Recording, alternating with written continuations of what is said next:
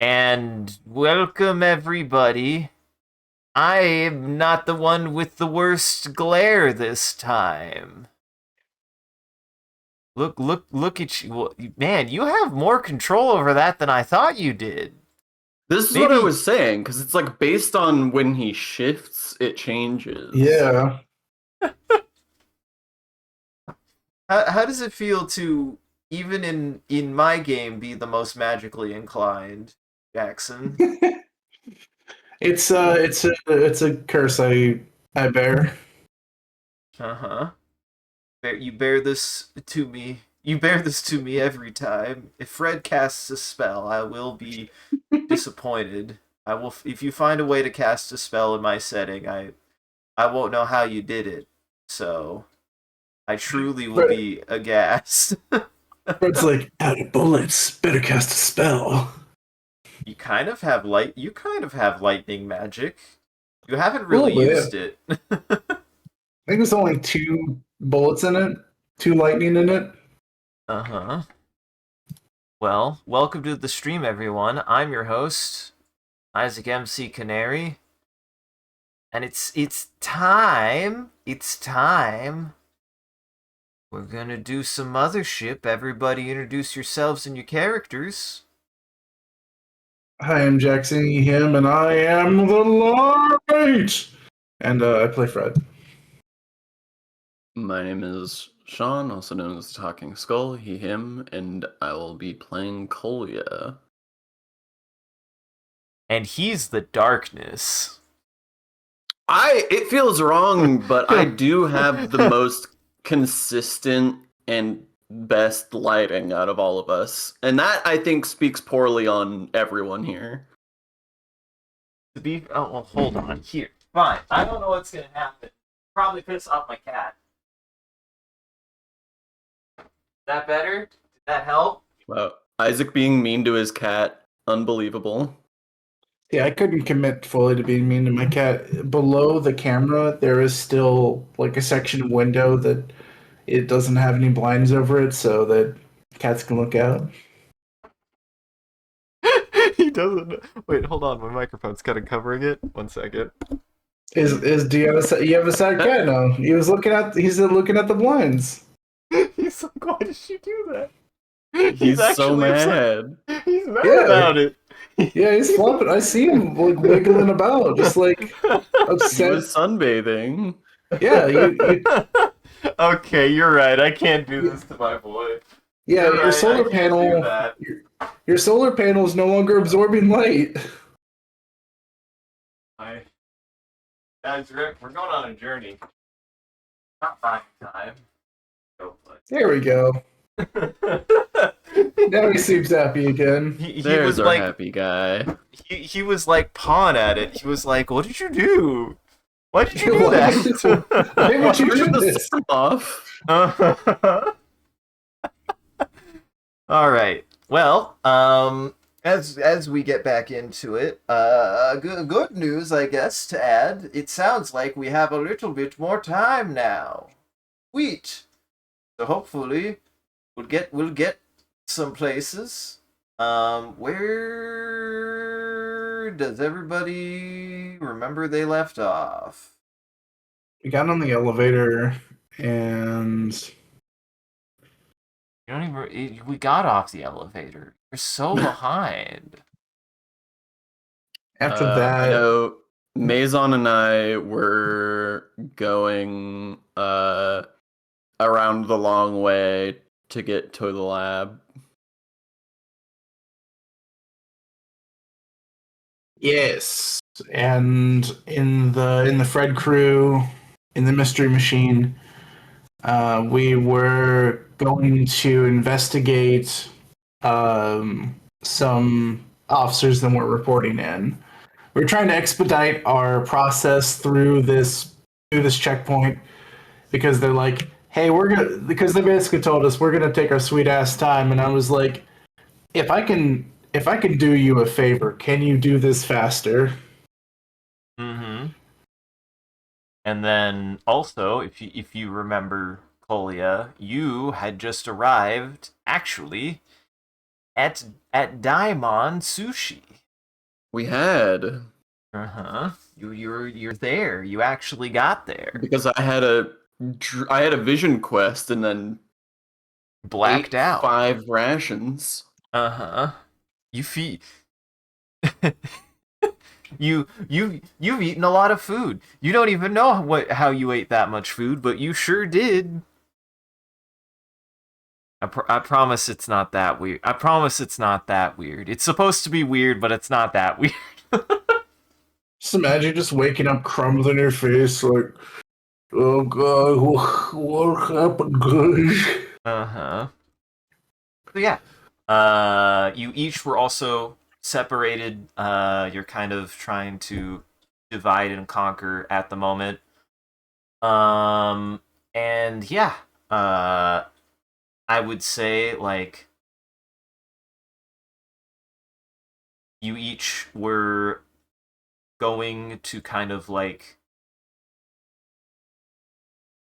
into a new like area or situation. So, we can just I mean, I'm not I'm like I don't think there's not I'll admit I didn't really add much. I guess there's one new addition, but Jackson isn't in the Miro board yet. You Hey, for monster. Gord. It's okay. I Hey, for do Gord. this for you. But I haven't really added much since last time, so it's fine. There you go. Yeah, pretty Hey. good. When I changed, yes, when I changed the text box color. Uh-huh. Actions have actions have consequences or something. I don't know. Mm-hmm. I'm making guys, I don't know if you knew this. I'm just making shit up. I don't know if you knew that. What the hell? I'm just making this shit up. More about my fish. I'm just making that shit up. I was just like, that's kind of cool fish. I feel so betrayed.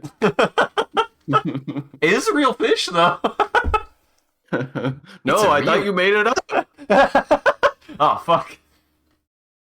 Isaac can tell you how cool that fish is because they made it up. I mean, I read it out of a book. Oh shit! Now I don't actually remember where I learned. Wait, no, I remembered where I found that fish. Never mind. It's not. Maybe they really did make it up. No. Whoa.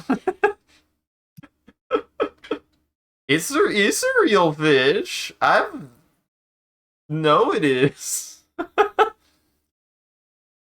But I no longer trust anything.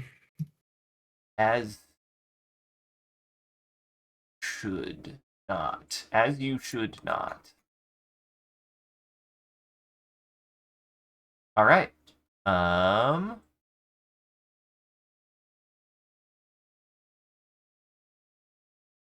Okay. I'm going to no longer belabor. Uh, We're birthing the baby. we're birthing the bouncing baby thing. We're birthing the baby bouncing thing. Who would like to pick up from last time then? Me. Okay. Uh,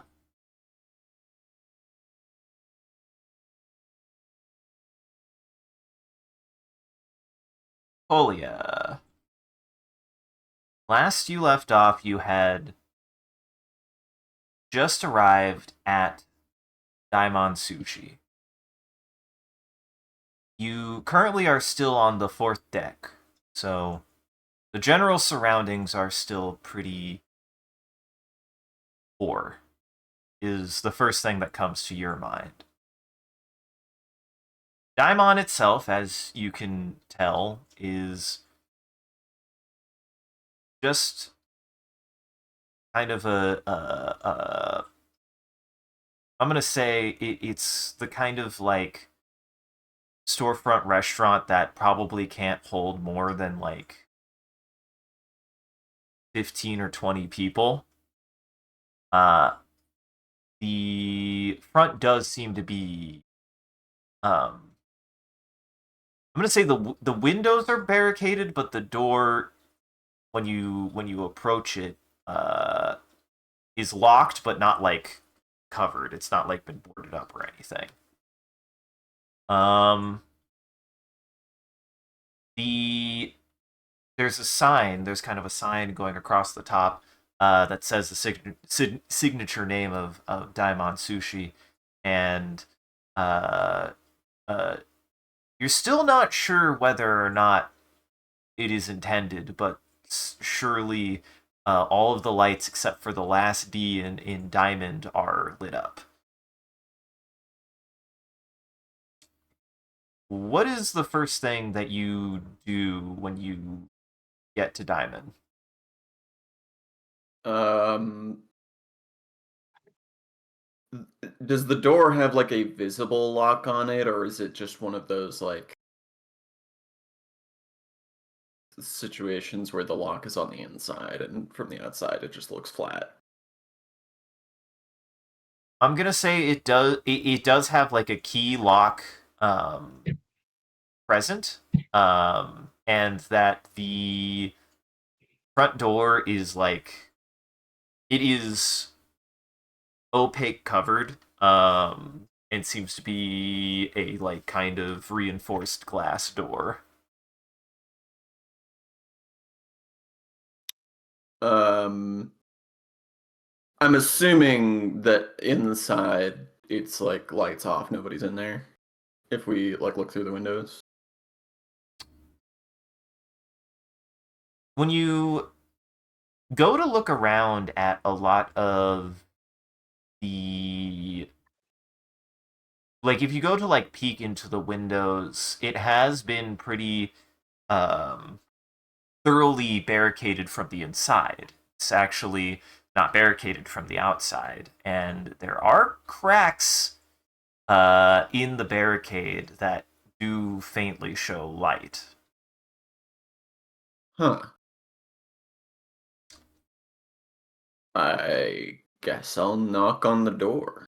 I was gonna say, and as you're kind of like looking through these cracks, you kind of like moved around to one of the windows. You do hear the distinct sound of just like a tiny motor moving, and you look to where that is. You do see a camera with a blinking red light. Uh, I'll just sort of give like a half-hearted wave to the camera and then point at the door.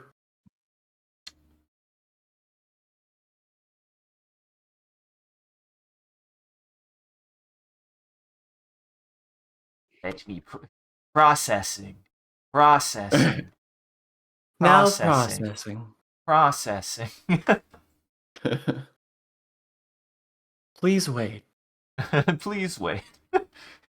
Your request will be answered shortly. Or if we're in modern Windows mode, it's oh shit, what is it? Windows says some creepy ass shit when it's installing. Ew. I can't remember now though. I have no idea, yeah. It like tries to be friendly. I hate it. Why are you being friendly with me? Those unacceptable.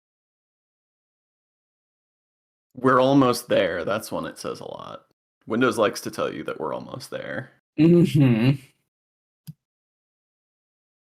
You kind of pause at the door for about a minute or two, and there's like kind of a bit of tension in the air as you're uncertain what is going to happen, or if somebody's inside. A very timid you can hear a very timid voice come through a speaker on the camera, and you notice that it seems that like the volume itself is like kind of set particularly low. and you hear a voice say,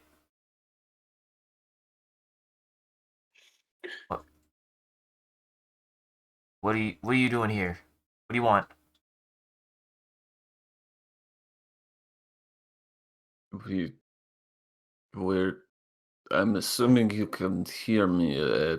We were looking to see if we could get some food. We're running low on rations for no particular reason. There's another pause. You see like kind of the lens kind of do one of those kind of dilations. Yeah. And then you see the camera physically pan away from you, and I'm gonna say it pans as far as it can towards the direction of the vehicle that you guys got out of, and then you see it slowly pan towards you, and you hear the voice say, "Are you officers? You don't look like officers. You don't look like you're wearing the attire." We just found the car. We are not affiliated.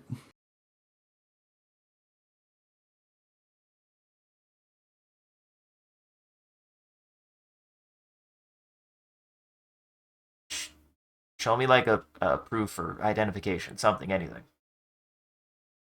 I pull out my Starbus badge or whatever I've got. It sounds silly to say badge when we're in the context of talking about not being law enforcement, but I mean like an office badge. Yeah, no, like that is silly as it sounds. I do think that just given that what kind of work you're participating in, yeah, you would have like some kind of like staff identification badge on a lanyard and I everything. Just say, we're with Starbus. We were sent to find out a little bit about what's going on here. Maison follows up and says, "Yes, we just wanted to take a breather, and we didn't know anybody was here. Actually, everyone's safe in there. Does anybody need help?" There's another kind of longish pause, and you hear,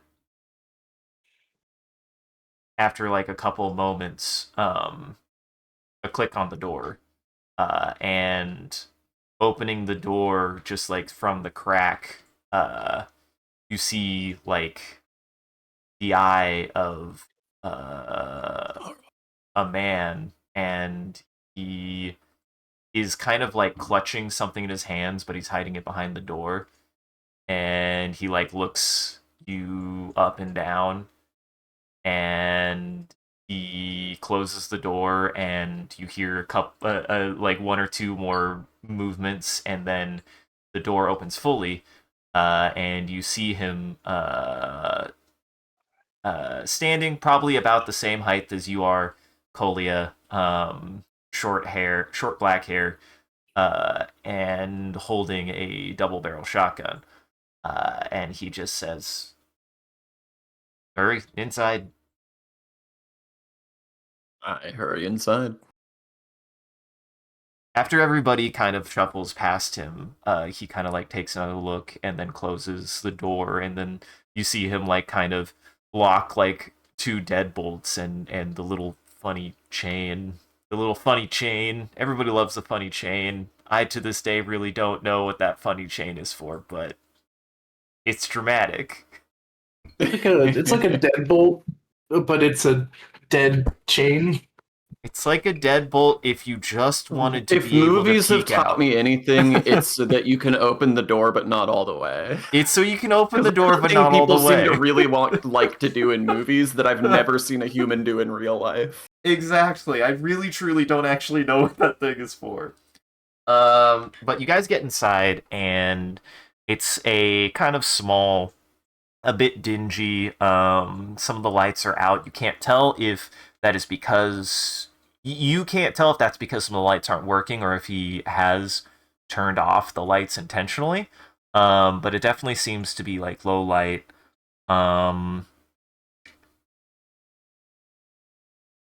There is like there the only other thing that you note is there's like a door to like some restrooms and then like a door to like a back room. Um, How am I feeling digestive wise, by the way? After having eaten my many rations. fine. You feel fine. You definitely. Okay. It is less of like a. It is less like you are ravenous and more like you just feel like you could eat more. Okay. um I just say, how have things been in this area? Most of the station seems to be a complete disaster zone. He looks up at you and he just says. He shakes his head lightly and just says, "In as far as I know, I've been hunkered down in this position for at least a couple days. It the worst of it didn't start until recently, but who who who you said you were with Starbus. Who are you?" Uh, my name is Koya, and well, who I am is a long story, not really relevant to anything. Uh, this is Maison and Quincy. And they kind of hold up a hand in salutation. Uh and the man looks between you and uh he goes, I'm I'm making sure I got the right name. Jed. I'm Cujo. Cujo? I I helped with the restaurant. I've just been redaction. I'm gonna redact that. I was the one who owned spot. I don't have much. I haven't seen anybody. I haven't had a customer in. And he kind of like takes a deep swallow and he says, I haven't really seen anyone about a week. So you're kind of you all are kind of a sight for sore eyes. Really good. Sit down. And he you see him kind of like relax. And he sets the shotgun down behind the counter. Uh, what have you done? What have you done? God damn it! That is, he looks like that. Shit! How did you know? uh, but he kind of gets behind the counter and does say, what can I get for you? I mean, like I'm fine. I should be fine. I can. You guys need help. I can give you some assistance. I Do I know if Quincy eats food?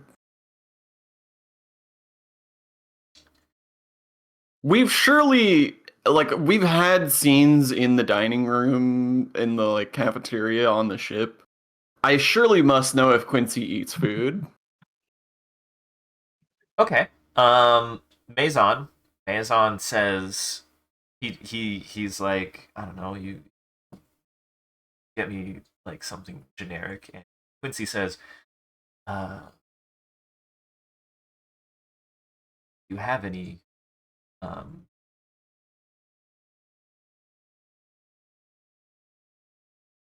I'm trying yeah, they specify if you have any nutrient, I don't know, cater to androids like me or not. And you see Cujo reach out from under the counter and pull out like a little he pulls out like some ingredients for like a sushi roll, and he also pulls out like it looks like it looks between a Capri Sun pouch and like a blood transfusion bag, and hands it to Quincy, who you see they proceed to like kind of plug it in somewhere around their neck.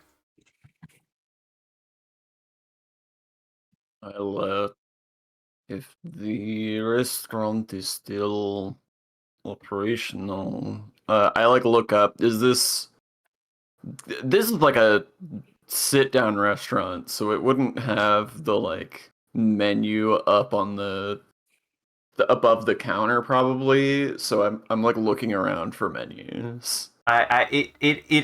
I'll actually reframe it. It isn't. It's got a kind of like stooled bar that you can sit at, and then scattered around are literally standing tables with no chairs. Standing tables, interesting. Um, So there is like I'll kind of just like a billboard across the back that shows like different sushis that you can get. I'll just like I'll pick like four of them and be like, if that's, all right, I don't know what this situation is here.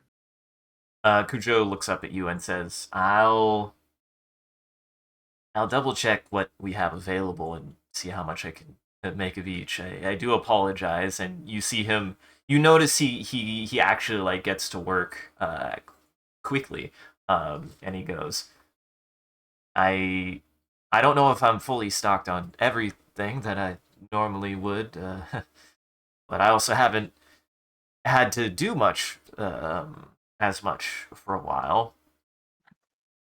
I like slide an automat across the counter and say, I think I'm all out of money, but I can give you this for in exchange.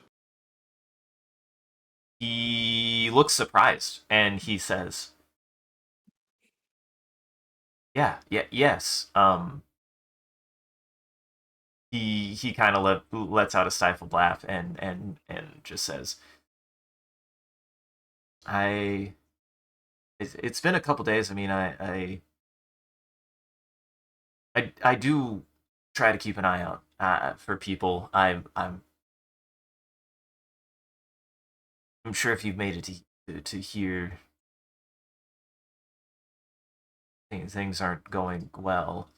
Um, and when he says that, you hear an audible thump somewhere. I'll just say that you hear an audible thump. You got a pet kicking around in here? When you say that, you having watched him kind of like prepare sushi without stopping to like even talk, you do see him stop, and he puts down a knife, and he just says, "No, no, that's don't worry about that." And he does I wander noticeably off in the direction swallow. of the thud. When you do,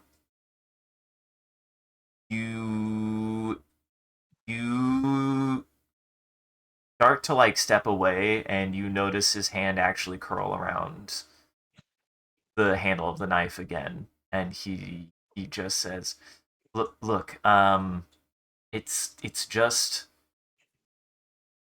it was it was probably just my wife. She's been anxious with everything going on." Why don't I check on her, see if she needs anything while you're cooking? Hey, You're going to be so kind to us.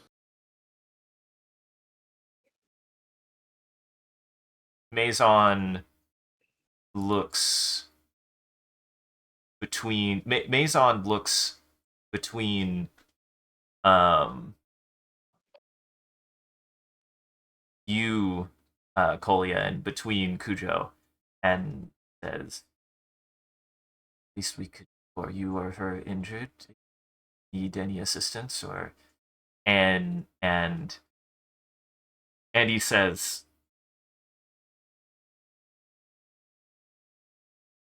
he takes a pause, and he has a very conflicted look on his face.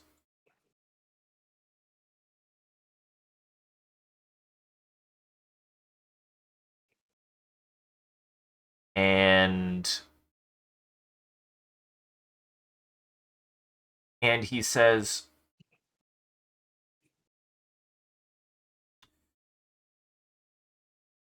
"Look, I'm dealing with my own. Okay, I don't know, guys. I don't know who you are, and it's a very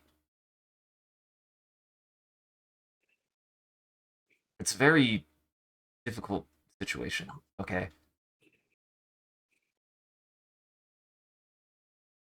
I take my rifle and my nail bat and I put them on the floor and I say, just going to take a look, okay?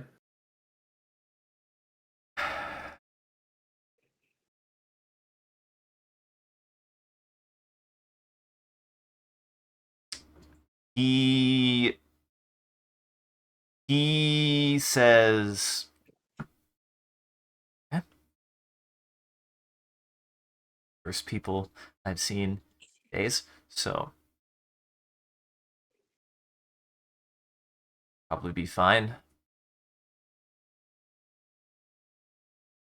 And you see Maison, you him. keep the good man company, please. Maison nods you and tries. You hear him start to like kind of start idle conversation with Cujo. And I will poke my head down wherever this thud was, if I can.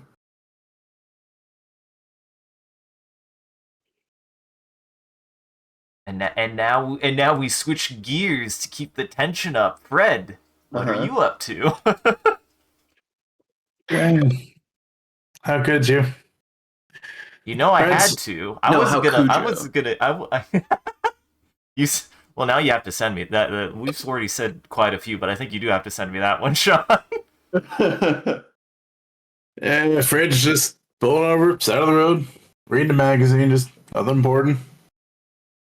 No, I'm kidding. Okay. Uh, Oh, go ahead. yeah, that would be funny, but I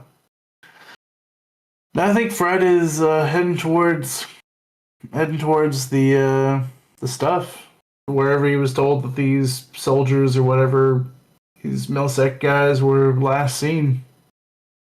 Okay. Yeah, we pick up where you were.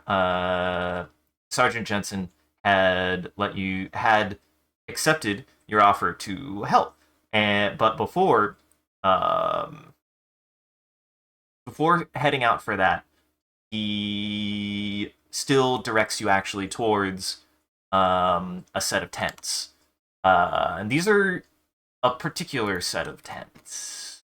As you approach them, they are kind of a noticeable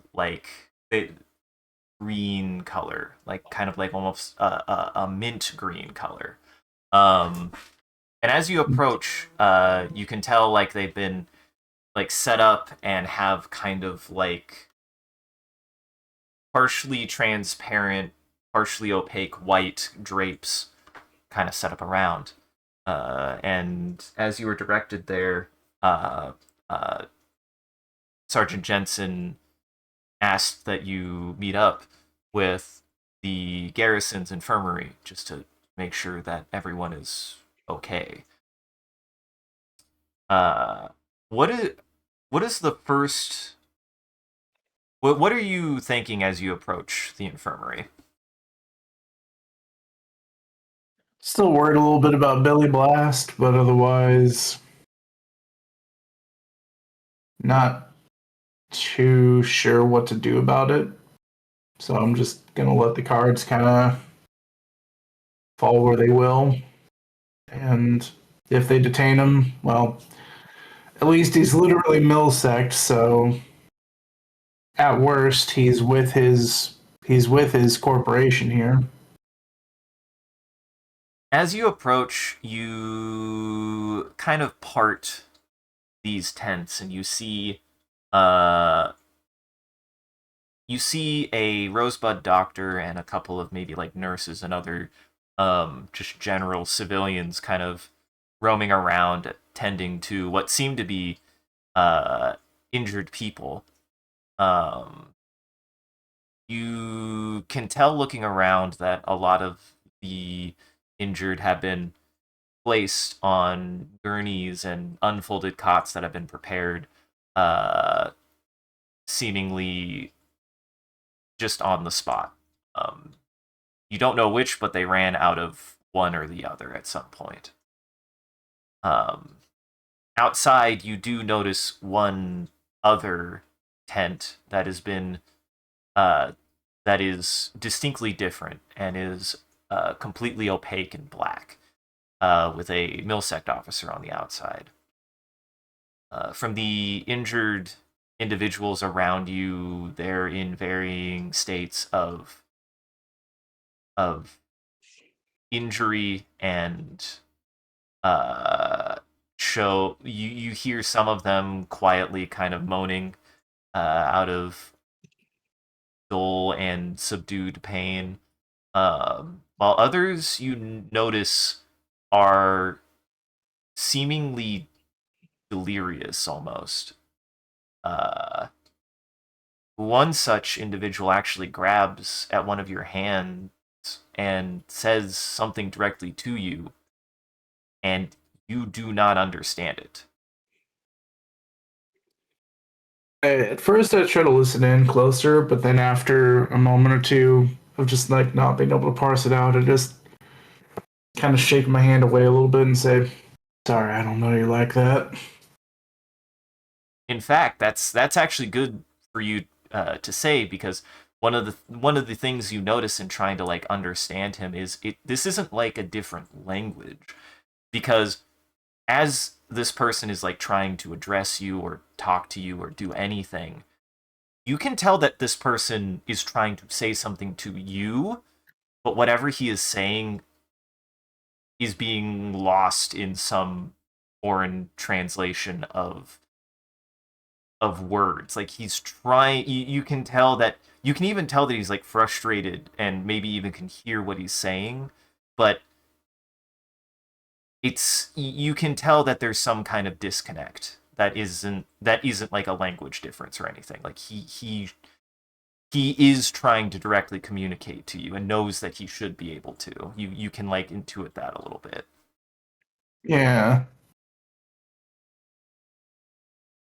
Hmm.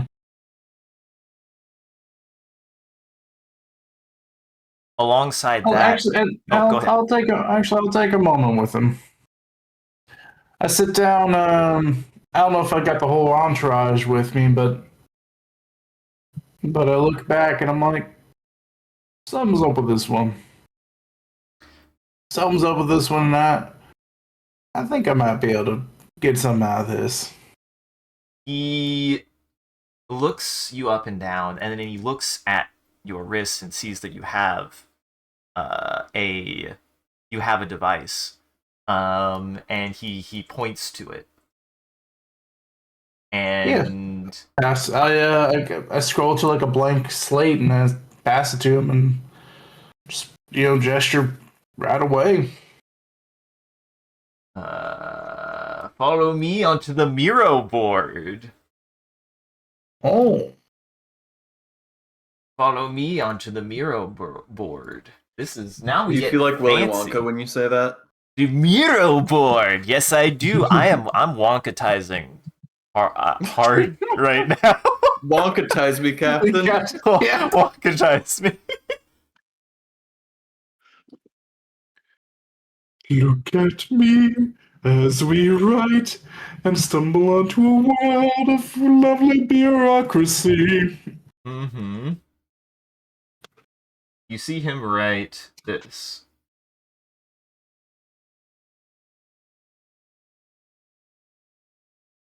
I don't know if you can read that. I might see if I can do a thicker. Let me go. Oh yeah, okay. Uh, so I will speak the words yes as I write them down. So I guess to that end, um,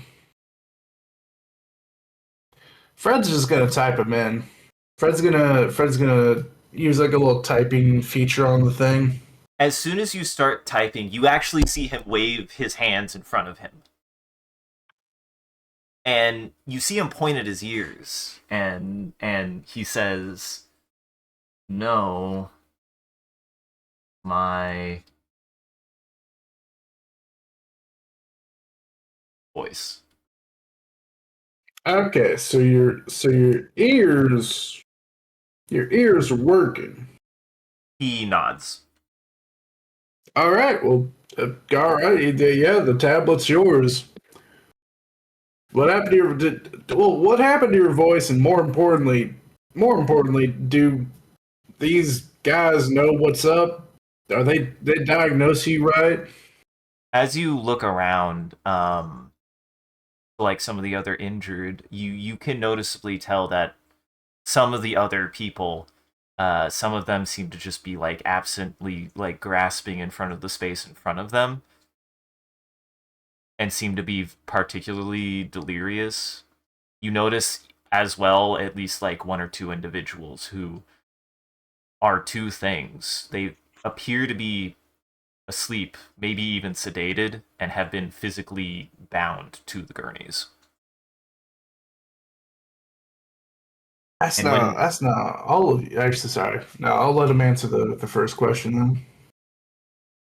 he takes a moment and says,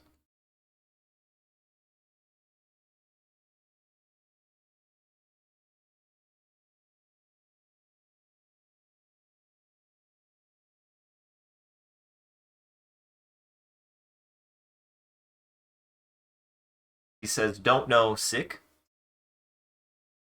And he looks If you're at, concerned after he writes the last word. gotcha. Well, if you're asking me, I don't I don't feel sick, but if you're asking about yourself, I look over him and say, you don't look sick, but also we He got this. I don't know what's going on here, so he isn't necessarily like he might be slightly trying to cover it, but you can tell like there's a heavy bandage around, I'm gonna say, his hand, one of his hands. I point to him and say, you getting a fight out there? They get you? You do see a very grave look come over his features, and he kind of sets the writing device on his lap, and a woman walks up and she says, "Sorry, he his condition is making it difficult for him to be able to converse." I know we got a little thing going on here. It's actually pretty good right now. You see her walk up to him and like kind of help him for a moment. you see her give him some medication which he takes, um, and he actually kind of he writes one more thing and then hands the tablet back to you and just says, and he writes,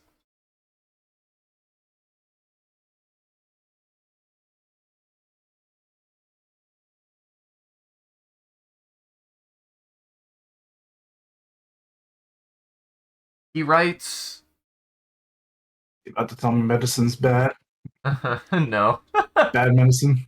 He just writes,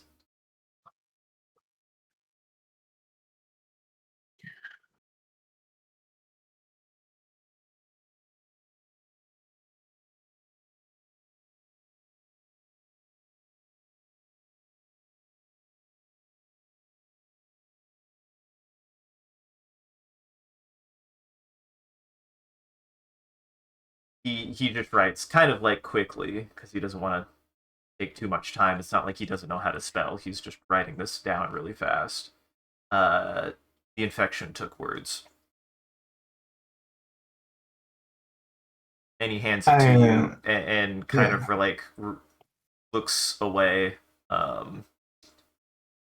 Go ahead. With acknowledging the presence of the woman is here, I just take it, pocket it, and say, I take it, glance at it, pocket it, and say, and I mostly say to the woman, um, looking at all the others as well, like all the other injured around here, and say, it's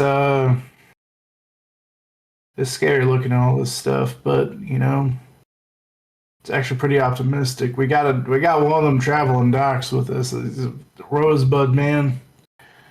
Told us that some like 5-10 days if we don't die with this sort of deal, it's you're actually okay. You see a little doctor's badge like on her chest, or I guess, yeah, well, why not, just like a badge that says, like, it shows like her picture and her name and her credentials, and her name, you read the name Dr. Weinhardt, and she responds saying, yes, yes, it's very troubling, honestly, believe it or not, he might be one of the luckier ones at the moment. That's good to hear. Whatever is happening to a lot of these, it's a troubling situation. Their diagnosis seems varied but consistent. If that makes any sense. No, it And does. she actually looks between the four of you and says, "Well, let me look all of you over. Any of you shown any symptoms of changes or losses in motor control? Have you noticed any changes in uh, things like your ability to speak, your ability to perceive, anything like that?" I kind of declock my brain to realize that, as far as I know, actually none of us have, including Billy. But I glance back for a sec. What's up? I actually will say, to clarify, you have noticed one thing consistently, is that Billy hasn't necessarily been vocal, but there have been a couple times that you have noticed him acting at least a little bit weird, specifically with his hands.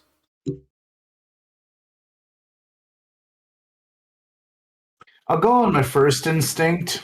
I'll look back and I'll look back at the crew for just like one of those like turn around then turn back just for a moment and say, not that I've noticed really. She says, "I'll do a quick examination of each of you. and she like sets each of you aside.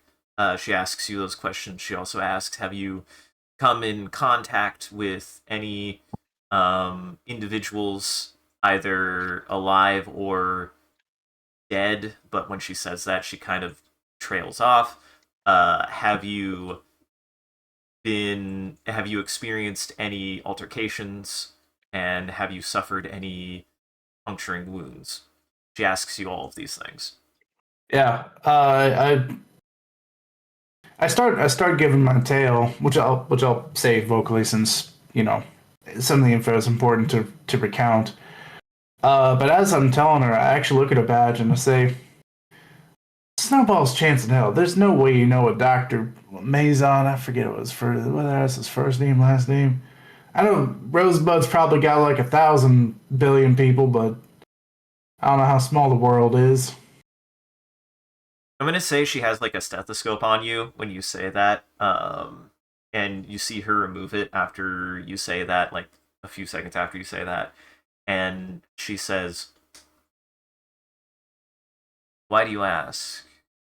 Oh, just this is specialties. This apparently is whole bread and butter, and we will just walk right into it like we're jelly going on the bread and butter, or a banana. You hear her sigh, and she says, "Well, all I know is that Maison has been doing a lot of good research on diseases and the use of diseases in human medicine. Gotcha. Don't know much. I am just a boy. Would I like to have a list of the kinds of doctors that exist in the world? Because there's so fucking many of them. The general practice, yeah, general practice. Yeah. No, family medicine. Yeah, yeah. What did you say, Sean? I'm curious. Oh, I just threw out cardiologist. I mean, If I you're am looking between for general practitioner and cardiologist now.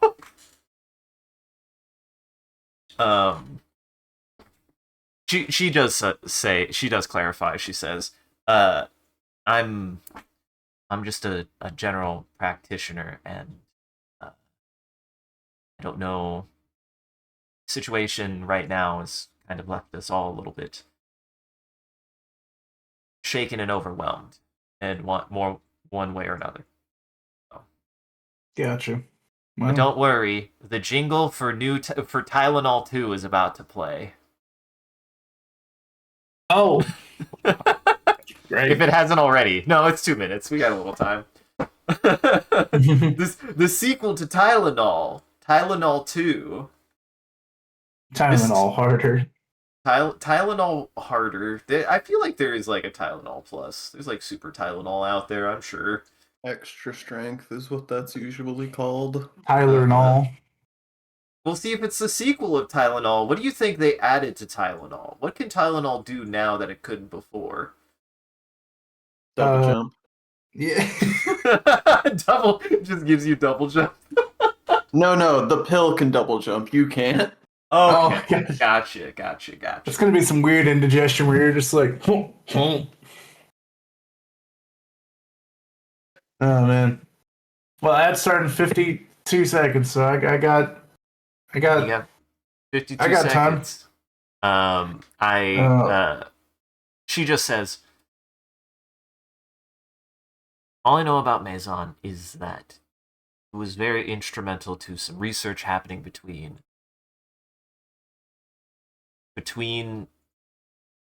Tennyson and Earth regarding our division here, Rosebud. All I know.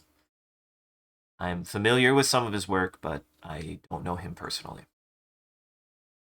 I see. Well, in 15 seconds, I'm gonna tell you some personal stuff. And after we roll through this frickin' advertisement for, I don't know, God, I'm trying to think.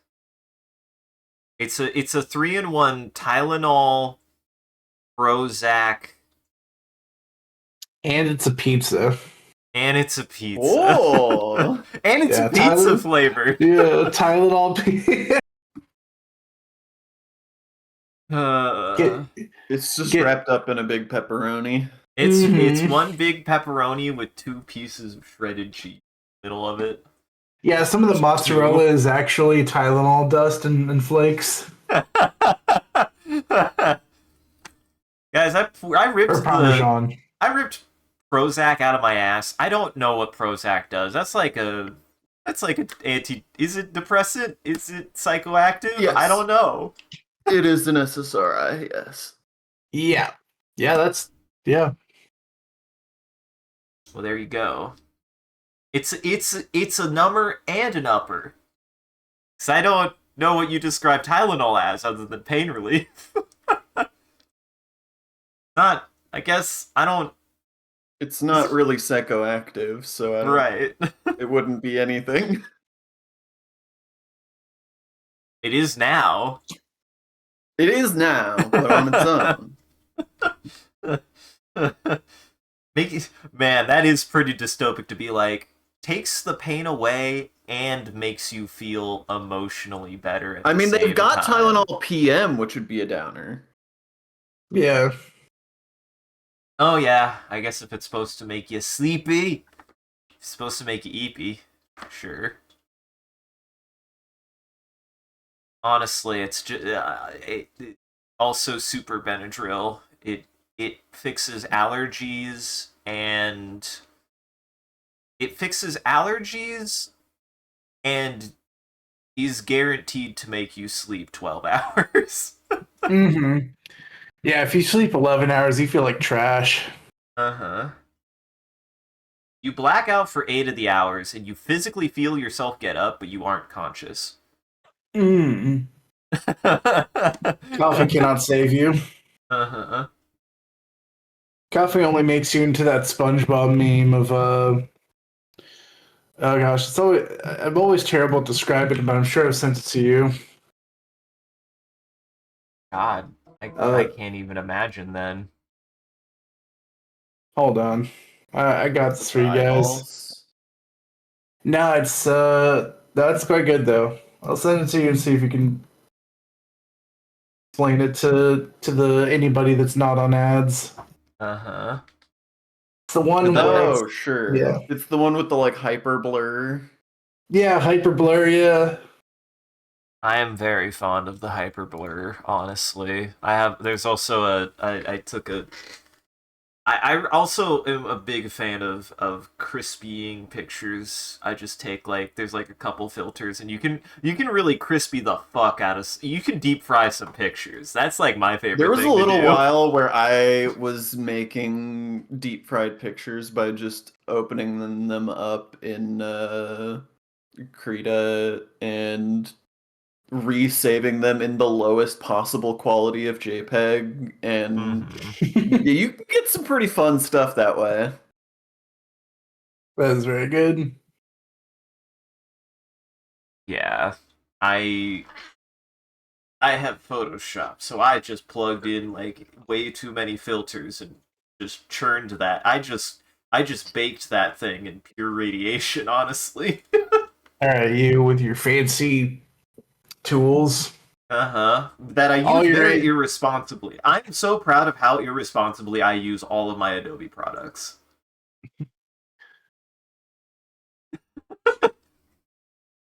Welcome back from ads, everyone. All right, I'm ready. I'm Yeah. ready I'm ready to make my statement. Well, I just asked about Maison because we happen to be traveling with him. Actually, so we've learned a little bit about what he's been up to, and that he's honestly pretty involved with the things that we've been interacting with. To answer your earlier questions, uh, gosh, puncture wounds. Sorry, I'm remembering them out of order, so feel free to remind me. Puncture wounds? No, I'm fine. You can search me all you want, Doc. Um, as far as did we encounter stuff? Yeah. 100%. I've blown a few things apart already. I've taken my car. I think I had a truck at one point. I can't remember. But I've taken some vehicles and just kind of just like, giving a good old treatment like that. And then I did see someone dead come back to life. I felt like that's kind of what you're asking as well. And I saw someone die, and then they undied. And then they got all they got the log in their head and all the good stuff. So, and then we blew them up. It took a grenade and put them everywhere. Painted the wall with them.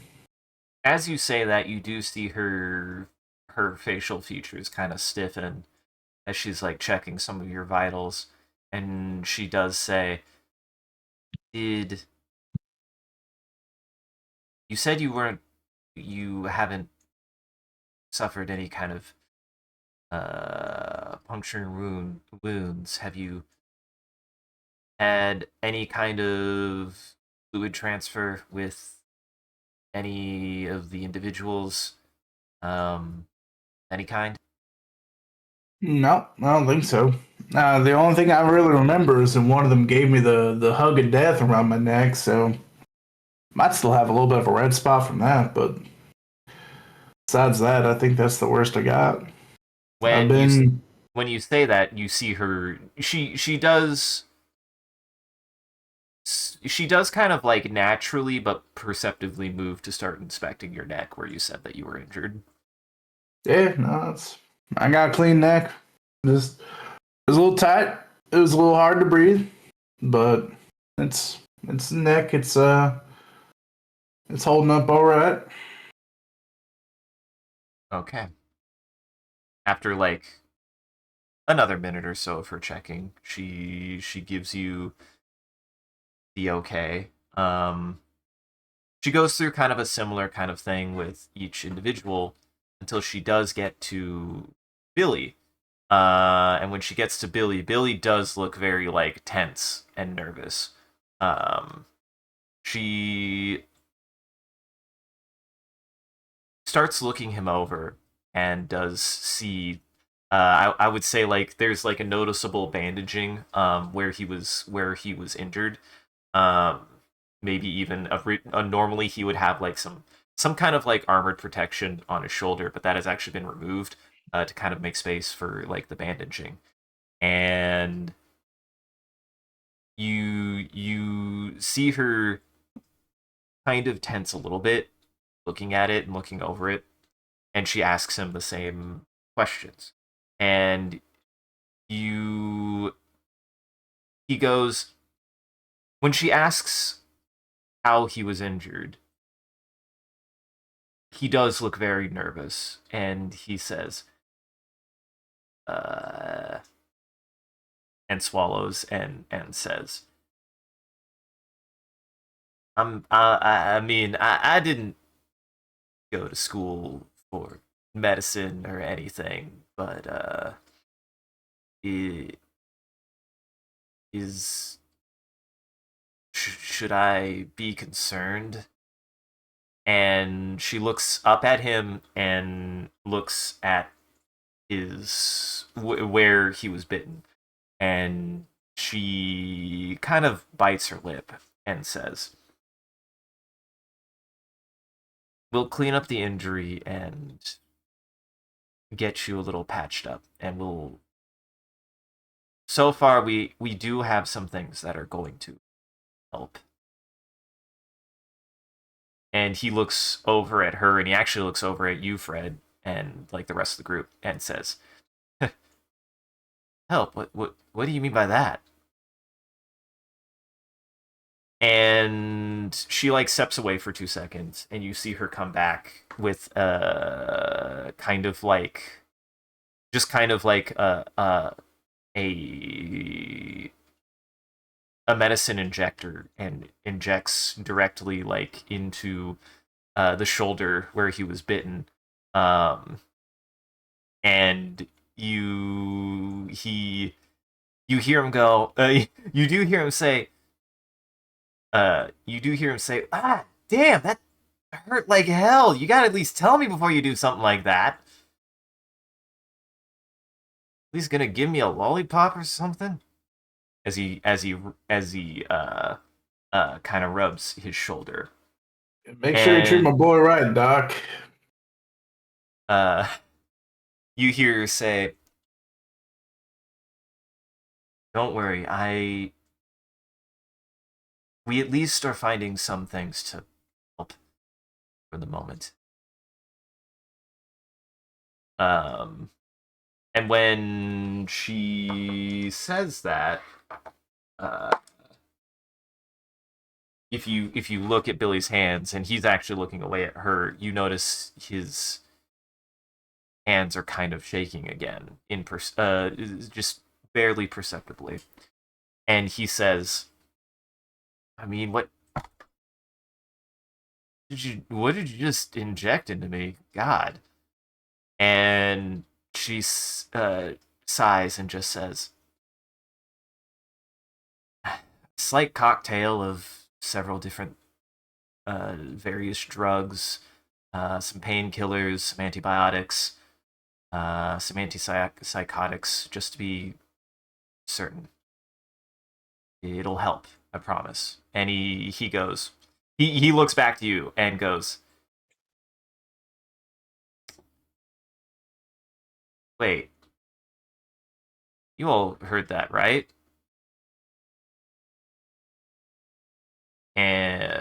You And think you're wait, Sacco, boy? she she looks a little pensive and says, "Look, I can only tell you what we've found working with individuals suffering from whatever contagion is going around.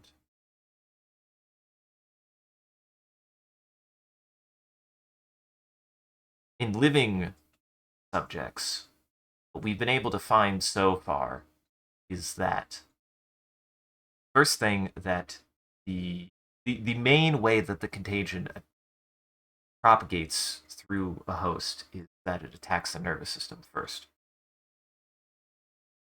And Sure. that the symptoms can vary but progress in the same way, no matter what. They're not always the exact same, but they at least develop. Typically, it starts with signs and loss or changes in fine motor control. It's not unheard of to have individuals experiencing seizures. This will continue into impairments and even alterations in cognitive stability.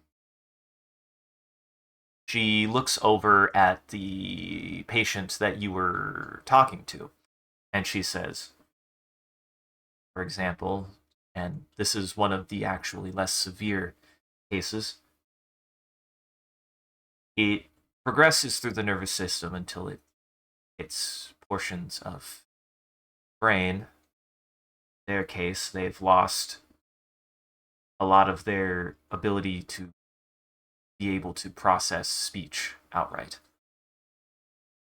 That's one of the less severe outcomes. And you do see noticeable concern on Billy's face, and he's looking between you, shooting looks between you, and he says, Doc, what are you trying? I mean, I felt I felt fine. I promise. I haven't. I and he does look at his hands and he kind of wrings them, and he says, "I mean, sure. I've noticed. I don't know why my hands keep shaking. It's just kind of a. I, I thought it. I was just trying to put it off. I wasn't trying to think too much about it, doctor. Doctor." I, she she looks at him and says, I have found that various kinds of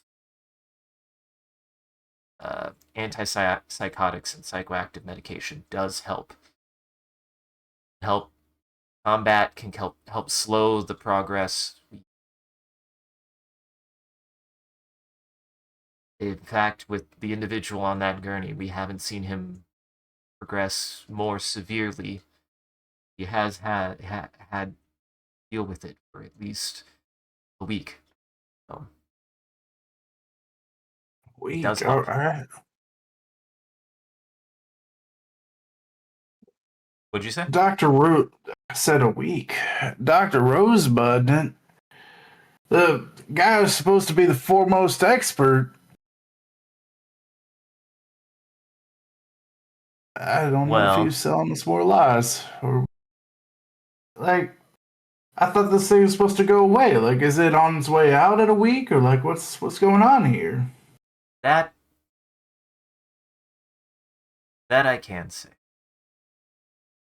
If there's one thing I can say to Maison's position, whatever's happening here, whatever his research he wasn't focused on this. It didn't even involve this. As far as I knew, there were no human subjects that had been exposed to this contagion at this level. Really, it has just been ground up. I and other doctors, those of us that are left, have been able to at least find out these things.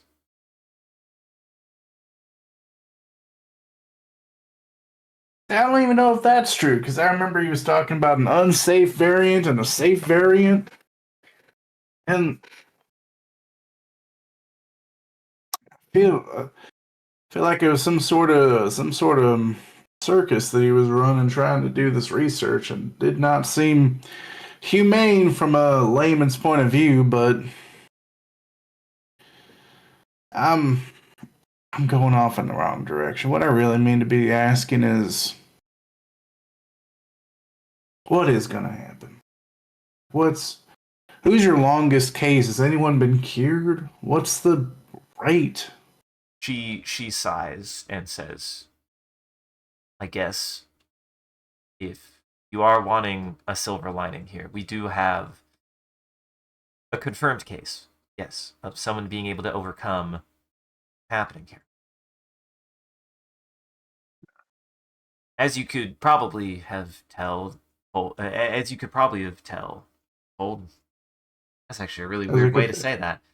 As you could as I tell, could probably tell. the for non-living hosts, we have to find a way to thoroughly exhume the body. There really isn't much choice there. However, for Yeah. those who haven't died, we have one case, fortunately, that we can confirm that they did not turn after about 2 weeks of dealing with the infection. And there are others that just it takes them, they die, and Um, and then and suddenly they got six arms. she she pauses when you say that and says, "In that case, okay, uh, the individual was not in very good. They actually did come to us because they had been bitten by somebody else.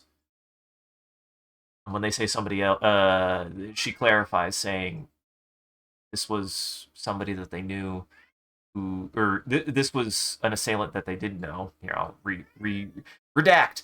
This is an assailant that they actually didn't know. They had been bitten by somebody in the streets, and as Milsec was trying to apprehend them, unfortunately, individual was that individual expired in the altercation. Don't know the specifics, but the assailant was still alive. When Gotcha. they came to us, though, the individual was suffering immensely from heavy cases of delusion and hallucination. All right. They were deteriorating very heavily. Their mental state was all over the place. And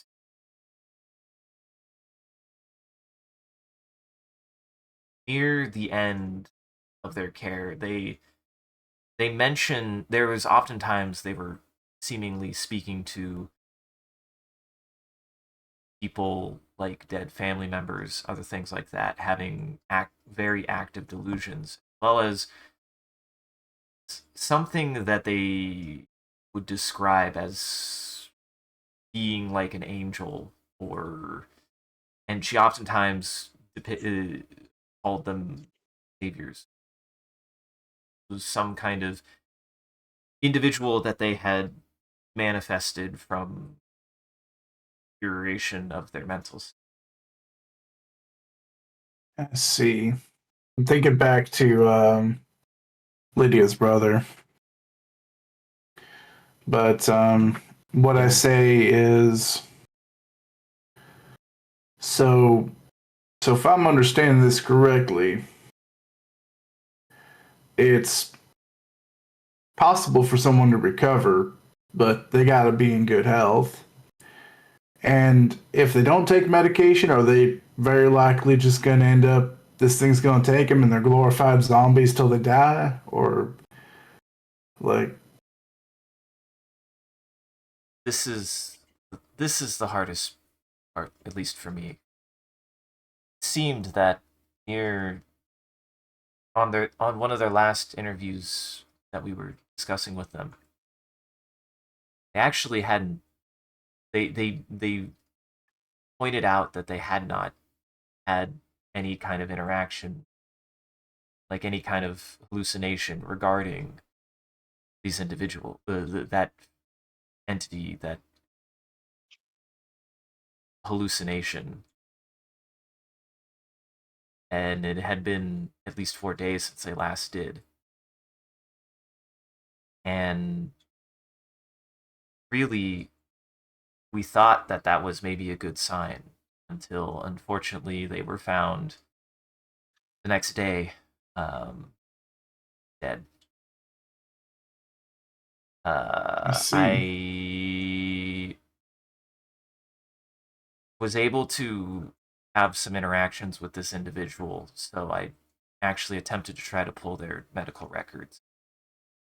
Everything on their death was actually stricken, except for the fact that it was self termination. They did never change. In fact, we're Posthumously?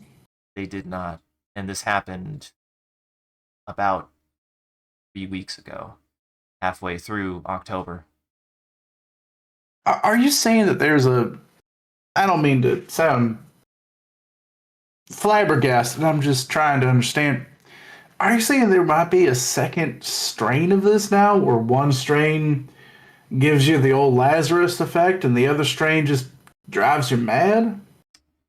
Until, I guess, until you either roam around or kill yourself like this guy did? She pauses for a second and says, she pauses for a second and kind of shakes her head and says, I can't say one way or the other. I She says, all I know that was happening in the laboratories here, since I was mainly just working as a doctor. I had no I didn't do any work on any kind of medical research that was happening here. I just knew that there was particularly valuable medical research happening in the laboratories in Rosebud here regarding disease. That's all I know about it. There were rumors that maybe it involved some kind of new specimen or new technology that had been discovered recently, but I mean, largely that was rumors. Yeah, that's true. As for whatever Well, this contagion is, all I can say for certain is that it didn't start showing its more negative effects until about the time that that patient expired. And they did not change. that's fascinating. That's actually really fascinating. I thought we were only going to be continuing with. I thought we were only going to be continuing with pure freaks of nature. I didn't realize that we were dealing with people that were just completely mentally broken. That's She that looks at really changes the ball game. when you say that, she looks at Billy and just says, "We can make assumptions on what can happen to you. This much I can say for certain. For now, you are in good health. Was able to help your arm. We can see what we can do to get you more aid if we can get you onto Rhea, maybe. Just know I can't make many guarantees on what will happen to you regarding the infection." And she hands him a pill bottle. I don't love that. Part of me, I look over to Billy and I says, part of me makes me feel like I'm cradling something that's gonna pop. I don't want to put Billy in the line of danger and then the stress or an injury is gonna make this worse. And but Billy kind of raises his hand, raises his head because he was kind of like he wasn't cradling his head. He kind of had dropped his head down towards his knees, and he looks up at you, Fred, and he just says, "All I can think right now is as long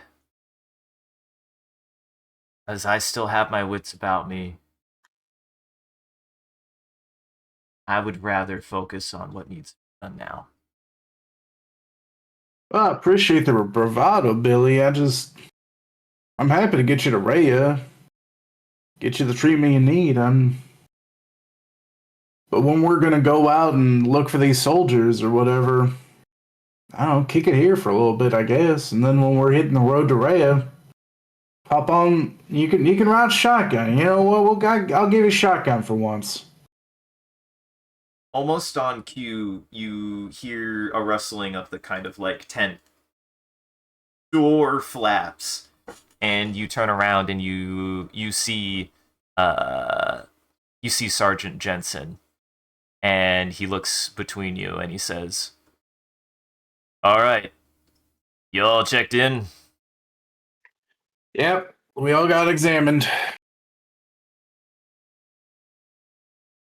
Then uh, he says in response, "Let's get your butts out of here. Come on."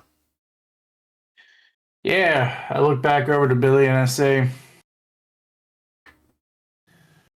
"Cool for only taking 3 out. I'd like to drop one off in your care for a little bit."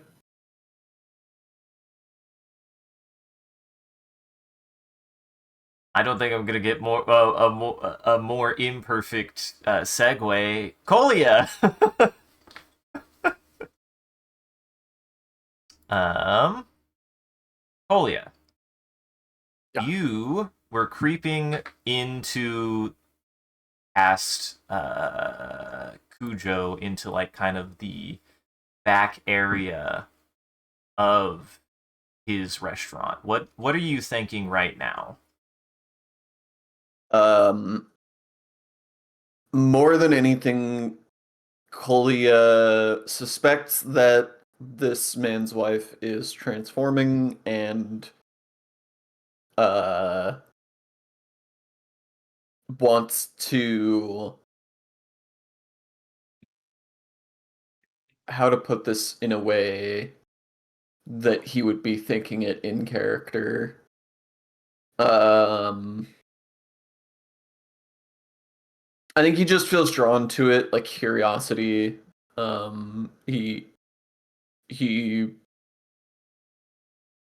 after his last flashback, he feels like uh he there's a part of him that's like wanting to make contact, you know? And I don't think he believes this is necessarily a way to do that, but it is as close as he is going to get. Okay. So yes, you kind of take steps past Cujo, who stopped looking at you and is more tensely preparing some sushi. And you walk through kind of like a swinging door, and I'm gonna say that like there's like kind of a general, maybe like a little bit of a bigger kitchen area with maybe like a fridge and some stuff in the back, and there's a set of stairs going up. And you hear kind of another. It's not like a violent thud, but it is an audible thud from upstairs. Like just someone or something moving around upstairs. I'm gonna make my way up. You head up these kind of like narrow stairs that kind of go forward and switch back around, and you are met with like kind of a small kind of like area that leads into what could be like an apartment complex.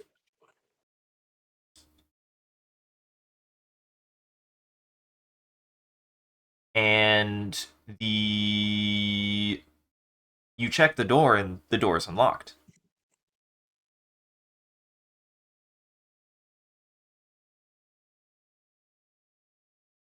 Uh, I'll knock before I go in. You knock, and I'm gonna see how to phrase this. You knock and you do hear like something move, but it sounds like it moves like 2 rooms away. It doesn't sound like it's in whatever you're about to open. I open. You're faced with a pretty small, rundown apartment that is above this restaurant. Um, the living area is kind of untidy with the couch. There clearly is like some bedding kind of worked up on the couch. There's I'm gonna say there's like a television viewing screen set up with maybe like a system that you don't recognize, like just a gaming system that has Toby Entertainment on it. And The Y box. the Y box. It's the Y box. No, clearly it's the Y square. Come on now. It's the Y squared. Hmm. Um but you see like that and a couple of other like entertainment devices, and then I'm gonna say like if you and like a small kitchenette, and if you walk in, there's like a hallway that leads back to like a bathroom, and on the right would be what clearly would be space for a bedroom. Um, as you that's what you're faced with. Okay. The Yeah, go ahead.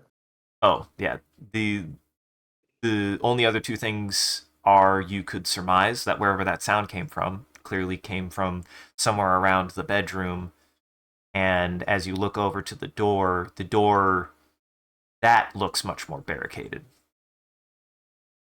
Oh, it's fully barricaded. Interesting. Is it like just furniture, or is it like boarded up? I'm gonna say there is. I'm gonna say there is a metal stool. There's a metal stool, a couple metal stools underneath in front of and like blocking up against the door.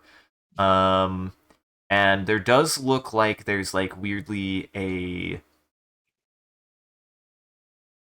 like cutout in the like kind of like eye level portion of the door, as well as I'm gonna say like a cutout on a part of the wall that's like covered with like a metal slide.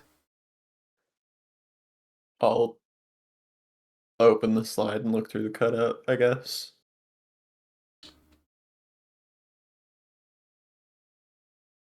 As you peer inside, as you peer inside, there is one light source, and it seems to be a lamp that's like out of view. You can see like as you kind of pan across the room, you see a bed, and you see uh the open bedroom. There is you can't really tell, but it looks like some stuff has been knocked off of a dresser on the opposite side, and you can very faintly see stains on like the bed sheets and stuff. And it's very quiet. You've noticed nothing has moved for a while until very slightly you see a pair of eyes peeking from behind like the other side of the bed. Do you do anything first?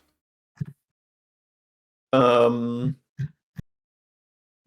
is it is this eye slat big enough for me to fit a chem light through it? I'm gonna say I'm gonna say no, because it seems like whatever this eye slat is, it was kind of jury rigged, but there's like actually somehow like some plexiglass that you just like shoved in there and kind of Oh, fastened in there. got it. Um, I'll just say hello. Is there anybody there? As soon as you finish saying that, very slowly you start seeing the figure kind of straighten up and stand straighter. And from the light that's off in the corner, it partially illuminates the figure. And what you see first as it's starting to stand up, you do see the face of a woman, and her body. And one of actually the features you notice first is she seems to be missing arms. But as she stands up straighter, her body does kind of thin out, as you've come to see with others. And her jaw is split much the same way as the other individuals that you've seen. But as she stands up a little bit taller than you would expect. And her legs have been much more distended. And she kind of creeps up one of her legs onto the bed and curls a pair of very large talons over the edge of the bed in the direction of your voice, and looks in the direction of your voice. Uh, Go ahead and give me a fear save. Fuck it. Dice? What the fuck is a Dice? dice? John keeps on having scary things happen to him. You gotta have more scary things happen to you, Jackson. I'm enjoying my ride so far. That's a 50, which I think fails. Let me double check. Oh yeah, that mega fails. um.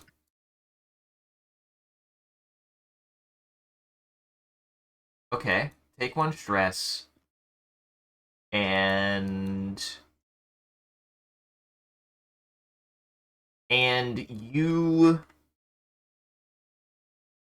you start feeling that pressure kind of on your temples like you did before, except it's more disruptive. You're just kind of like you feel the pressure to your head as you kind of start developing a headache, kind of looking at this person, this thing on the other side. Um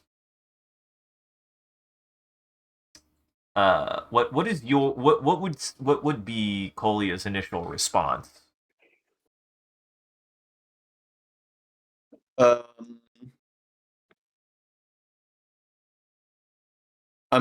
I close the Slack. At, as you close the slat, uh in classic horror movie fashion, you were like so focused on this, you turn and Cujo is right there, and he just you maybe have like a little bit of a startle. You have a little bit of a start because you're like, oh God, were you there the whole time? Um, and he kind of actually like puts his hand up to his heart, but you notice that he's holding the shotgun, though it's not like readied, it's like limply to his side. And he just says,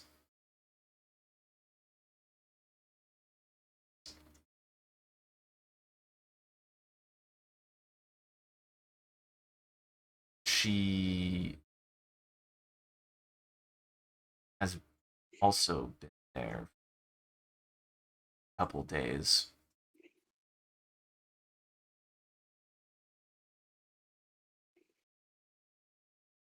And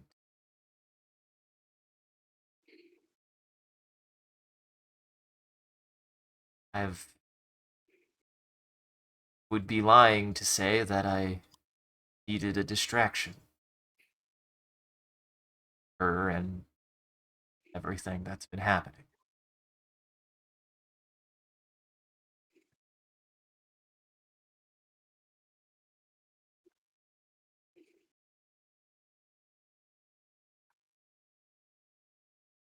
So there's some sushi ready for you downstairs. Want some?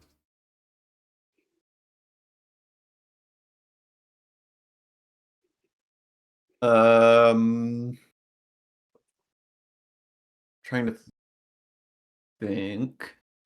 Uh, Chloe is just going to nod quietly and like start to leave, but then as he gets to the exit to like the stairs, he's gonna stop and turn around and and try to muster up the courage to go back to the door. So I'm just like standing at the staircase looking back and trying to psych myself up.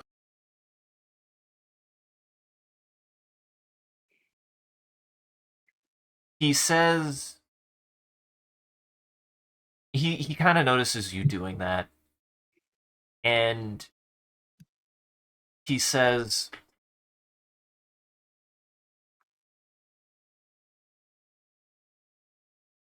if you're wanting to help,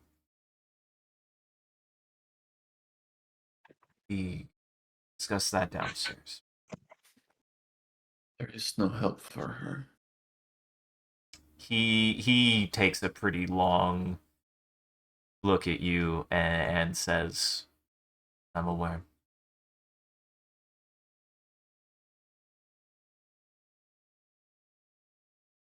When is the last time she spoke to you?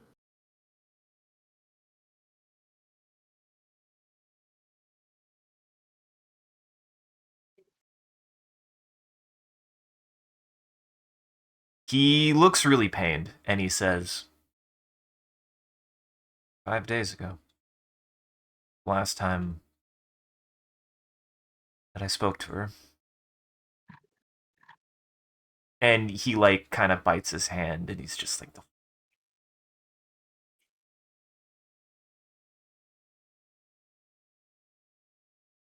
came back to me like that, I don't know what they did, or I don't know why they did that to her. She said she wouldn't talk about it. This was done intentionally?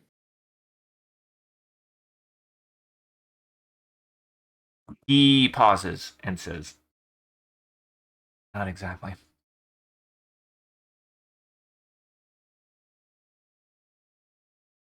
Well, what I mean is, what she's like right now.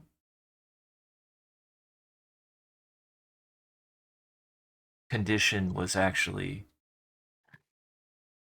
that was my fault. I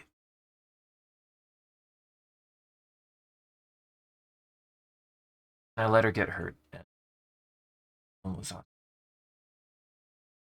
That was after I came back from the church.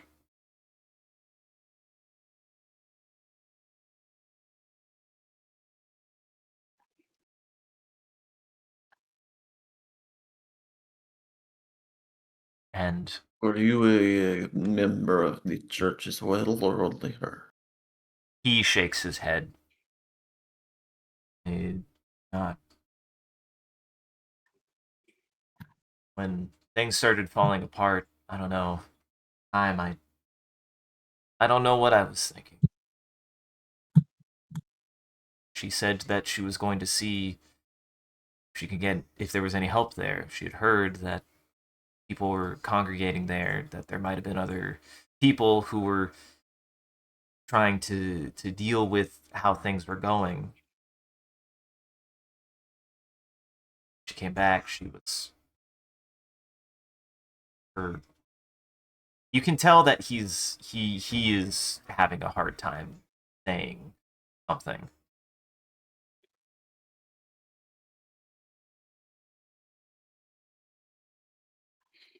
He was still alive though.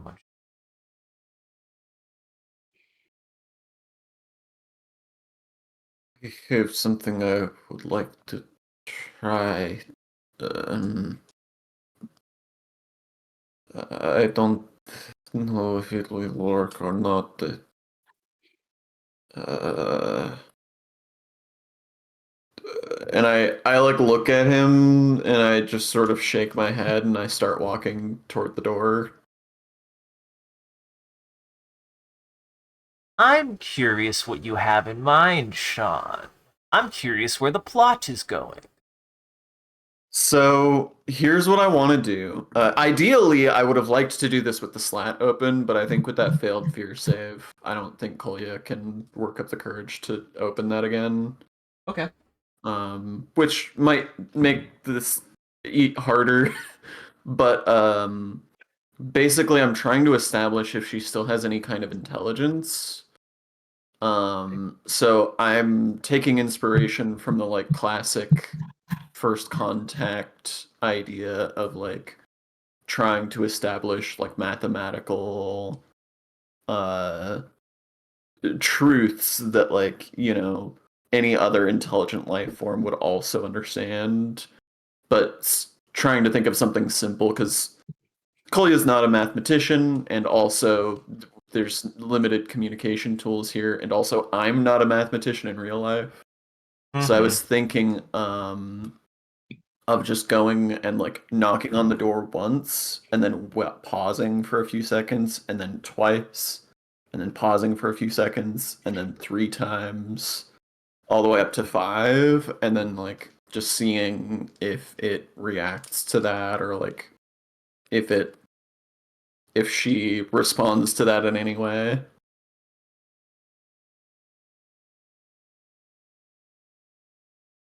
Okay.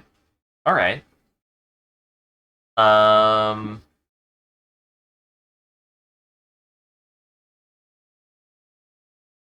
Interesting. Okay. I'm thinking. I definitely want something interesting to happen. I promise. Okay. Ideally, I think we'd all like something interesting to happen. Ideally. Okay. So you're like you're trying like a sequence of some kind. Yeah, well, not a sequence, just like counting. right? Like I just want to do 1, 2, 3, 4, 5. Okay. And I'll repeat it. Like if I don't get any response, I'll like wait 10 seconds and then I'll repeat it. You do that the first time you do it, the first sequence, there is a little bit of motion since there you can't see anything. You hear motion inside of the room as clearly she moves around in response to it and has moved closer to the door.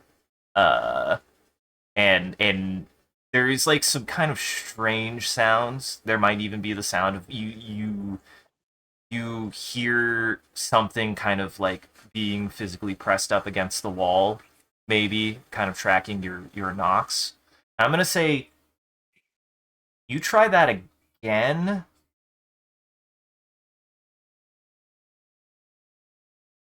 and you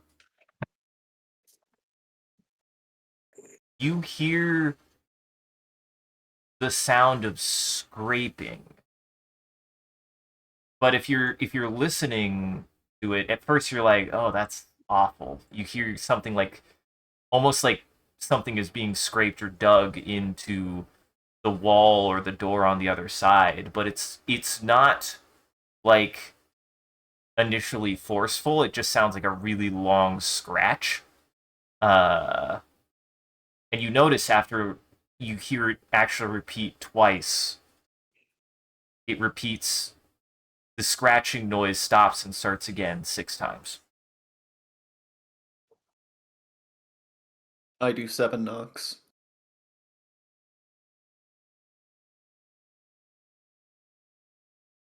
You hear a very weird vocalization.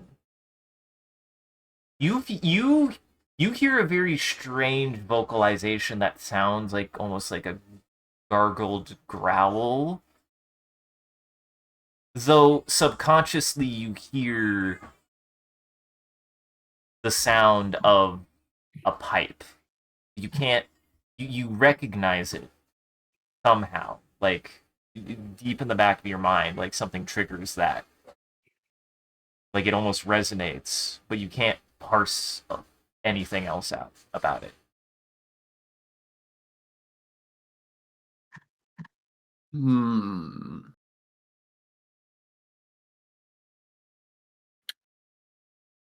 And then you hear a bark and Fascinating. something slam up against the door. I just like jump back and I say, I think it worked. I don't know. I don't know. I don't know. I don't know. Oh, He Jesus Christ. Cujo says, "I know whatever something is happening, people. I like I said when she right before she came back when I found her, we unfortunately got attacked by that don't quite look like she does now, but they looked different. That's all I can say for certain. But even before that, it it's hard to describe. It seems like whatever happens to people happens before long before they even turn.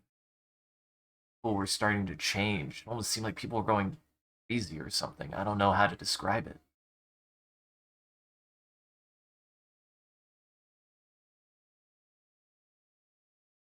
Things started becoming dangerous before it got to this point even.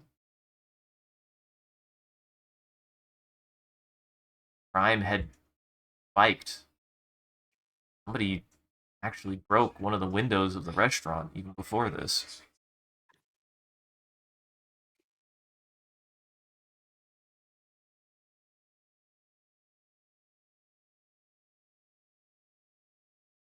You I have any idea what's going on out there otherwise? I just know people are changing one way or another. I don't know anything else.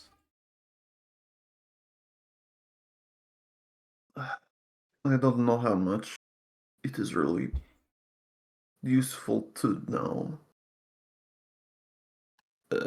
Mm, Suffice it to say, the scientists have brought something from one of the moons to this place, and uh, it has been causing a lot of what you're seeing. You, when you say that, you see him just rub the temples of his forehead. That is that the temples. You see him rub his temples, and he just says, "I mean, just running a small restaurant chain.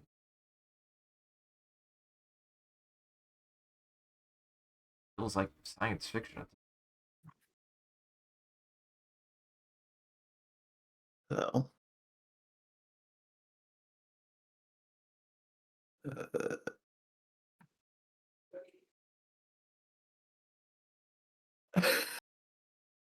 Kolya mutters under his breath, "Let us hope there are no one to tell stories of this when we are done." Right.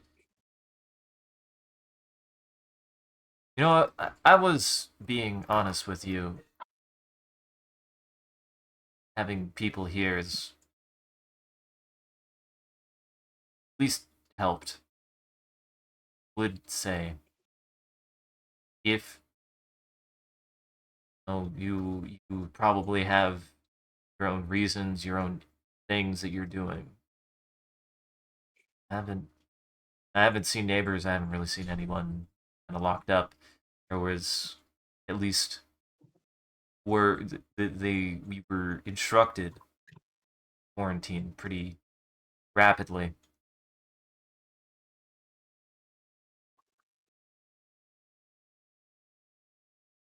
We do Or not have a lot of neighbors left. do hear and see them every now and then. Definitely is becoming harder and harder to go out.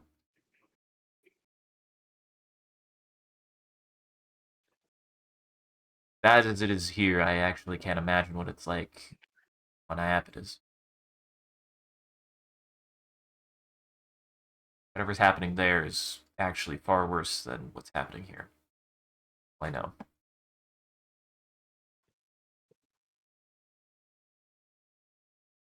And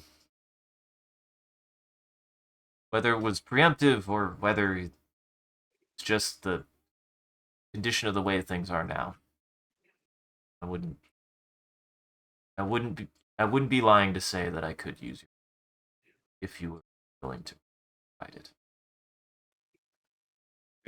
Help.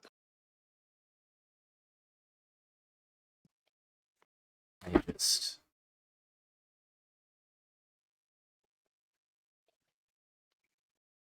I just can't do it myself.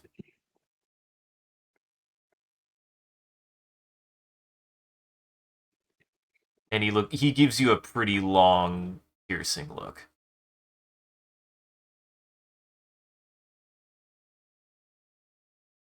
If you're meaning what I think you are meaning, I cannot help you with this. Does not matter what we do. There is no stopping it. He he shakes his head and says, "I'm aware of that."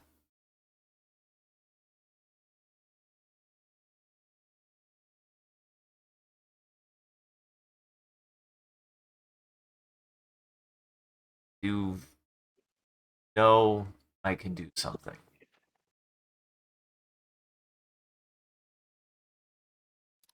And then an ad plays. And then the jingle for the restaurant plays in the background on cue, and he's like, "I hate it here." frankly, it's only made worse by the fact that fucking jingle plays on the hour every hour. I've tried to turn it off. It doesn't turn off.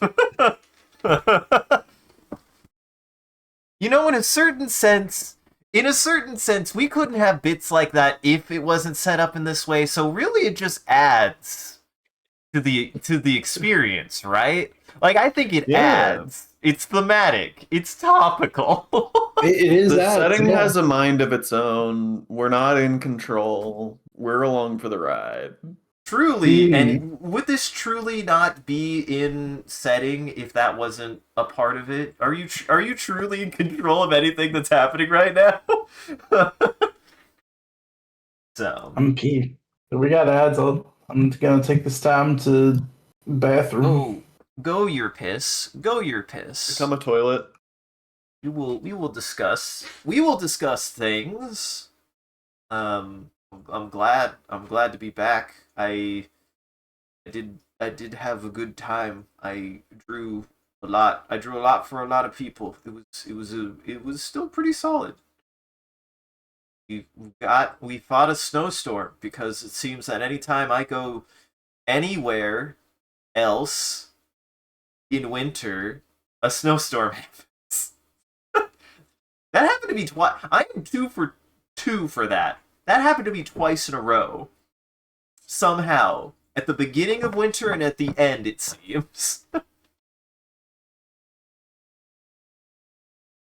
Unbelievable. The world just wants you to suffer. The world wants me to drown in snow and pain. Snow and pain. Did it snow here? Yeah. It was more, A flurry. Yeah. It was very cold, but I don't think we had quite enough precipitation for it to stick. Mm. So mostly things just kind of were glazed. And now it's 70 again. And now it's 70 again. Thanks, spring. Thanks, March. Spring. It's when it's hot and cold at the same time. That's practically spring. I mean, I used to remember spring being uncomfortably cold when I was young. Like, it wasn't freezing, but it was always like, why is it chilly all the time? I hate it. That is what it used to be. It used to be 50 degrees out all the time.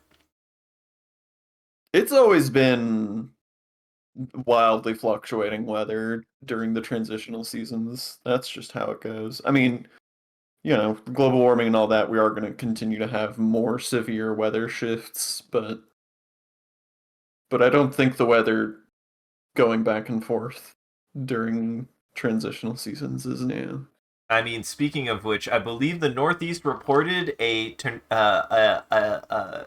winter weather emergency, and that they were on the watch for, I shit you not, ice tornadoes.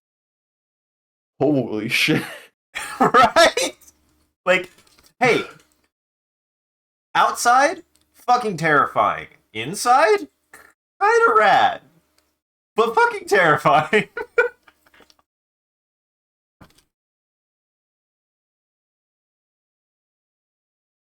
I don't know, man. Alright, now I'm just looking for anything to explain ice tornado. I mean, I think we have had a fire tornado once. I don't remember where. Fire tornado is a thing for sure. Yeah. Ice tornado is new to me.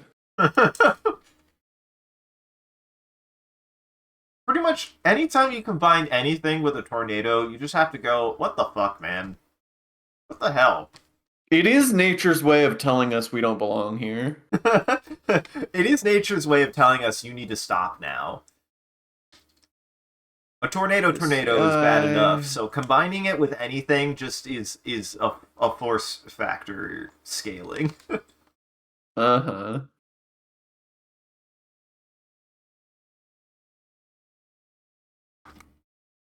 I'm not a meteorologist. I just remembered somebody saying that. They're just like, they're on the lookout for ice tornadoes. I don't know if one happened, but I hope not. Because again, I can't imagine that it would be particularly great.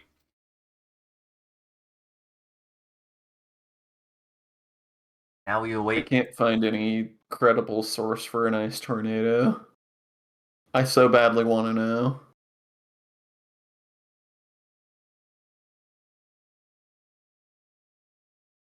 Darn. Maybe they did. Hey, I'm not one to say people aren't allowed to make things up on the internet, but I was pretty terrifyingly excited about ice tornadoes, so. Can you blame me? It's terrifying. I want to know. Uh I huh. have to know. I desire to know. The desire to know more is there.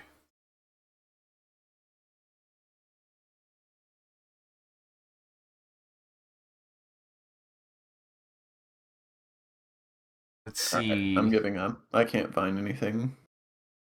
Just severe storms to the northeast.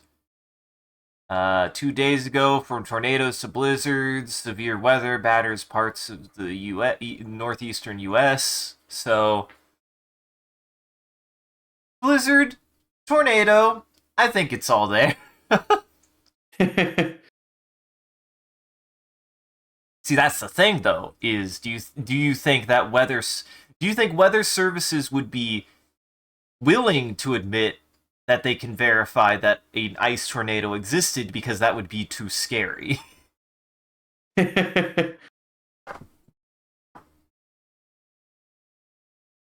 So maybe they were like, there are tornadoes, there is an ice storm. We can't say that they're happening at the same time, but I did find a very funny shit post. oh, I apologize for linking Facebook in your chat, but this is oh, this is truly true crime being committed on this stream right here, Facebook in this era. uh-huh. It's a Ooh, it's very funny. oh, god damn it, god damn it. God damn it. Yeah, that's pretty good. It got me for a second too. I was like, what the fuck? Froze the dang tornado froze right there. Whole damn thing froze the fucking ground. Oh, I see. That's a pretty good optical illusion. That's pretty hard It's to tell. really good. Yeah. It looks pretty convincing. Out of curiosity, as we await for Jackson to return, what I want to pick your brain a little and just to also see if there's any clarification that needs to be made. What is Kolia's take? Also, at this point, welcome back from ads, everybody. What is Kolia's take on the situation and the condition of Cujo's wife? uh, I think there's clearly some amount of pattern recognition still there. Because we did get why is 6 afraid of 7. Uh-huh. But it did not feel like a successful endeavor. Certainly, certainly. So, like, to be clear, Koya never really thought that, like, I guess what Kolya doesn't know yet and would love to be able to figure out a way to confirm is whether Kuja's wife, Cujo, whether Cujo's wife is still like semi-conscious and Mm-hmm. she is the one who responded, or if the Xenoarthensis, Xenox Lazari was the thing that responded and was like able to pattern recognize and respond coherently or not. And right now I don't know a way to confirm which it is. Gotcha. And welcome back, Jackson. We are out of ads. Thank Guess you. We the ran out. They're all gone. the only the only other thing I'm curious about is do you what do you, how do you feel about what like has happened to her coming back from the church and stuff? Um,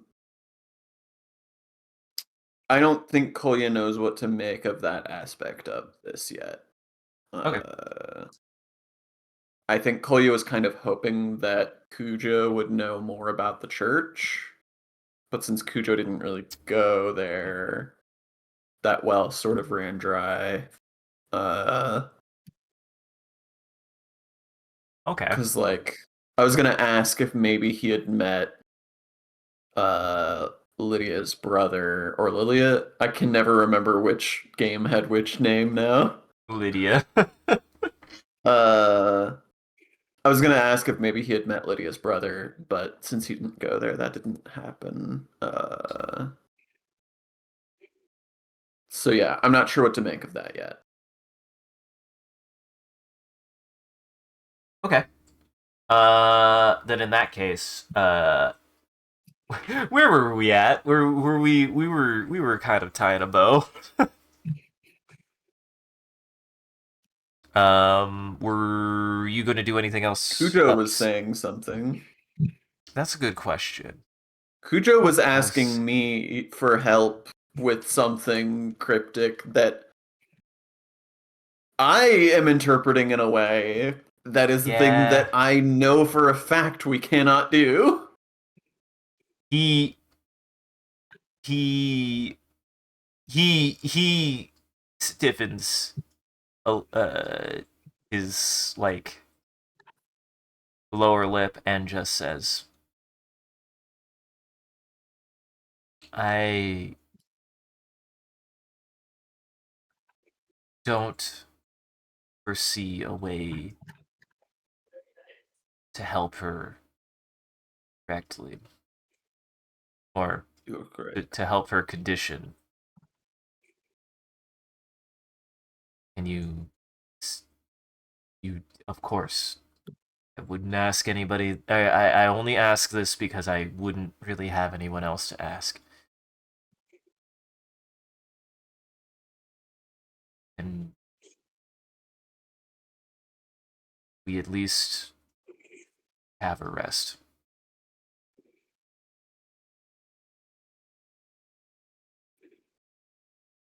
Sorry, friend, but the answer is no. These things, they do not die in any sense that we have found. If you anything you do to them, they will reconstitute of their own will. If you would like, if you are concerned that some part of her is still alive in there, perhaps we can try to sever the brainstem or something, and perhaps she can experience, the end. I don't know if that will work or not. Either way, her body will continue going. He shudders and just says,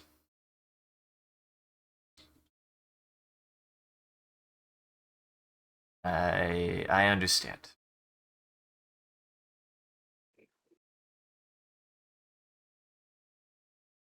If anything, I apologize. I Do mean earnestly. Take your time. Get some rest if you need.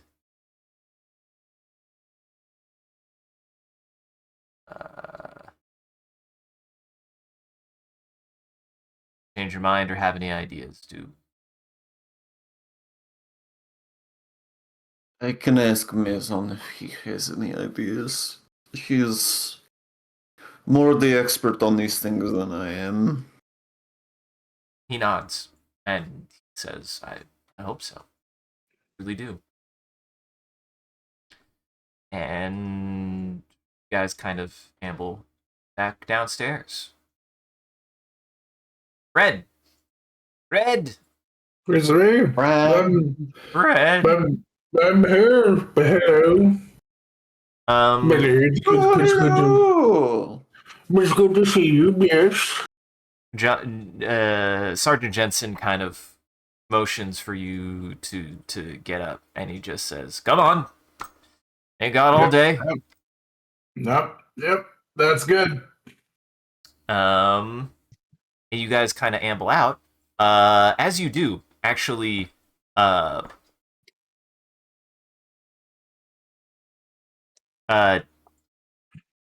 Joanna grabs your hand and says, "Hey." Yeah, what's up? She like grabs my hand, but I'm like kind of wiggling a little bit. I was like, this is kind of weird. Oh yeah, sorry, I did. I don't think I don't think I feel comfortable having Lydia go into whatever situation is happening with that. And she kind of nods past you. I'm gonna stay here. It sounds like she wants to try to help some of the people here. You okay You with said that? you're gonna stay here, I just want to make sure that she's okay. so it's just me going out then.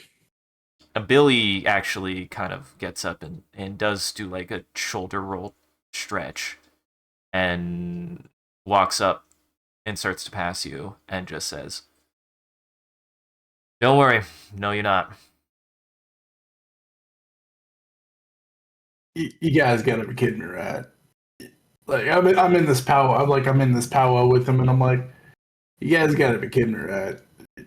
You're sending the injured one out with me, the one that's if he gets too stressed, he might, Teenage Mutant Ninja Turtles on me or something like that. I don't know. She says,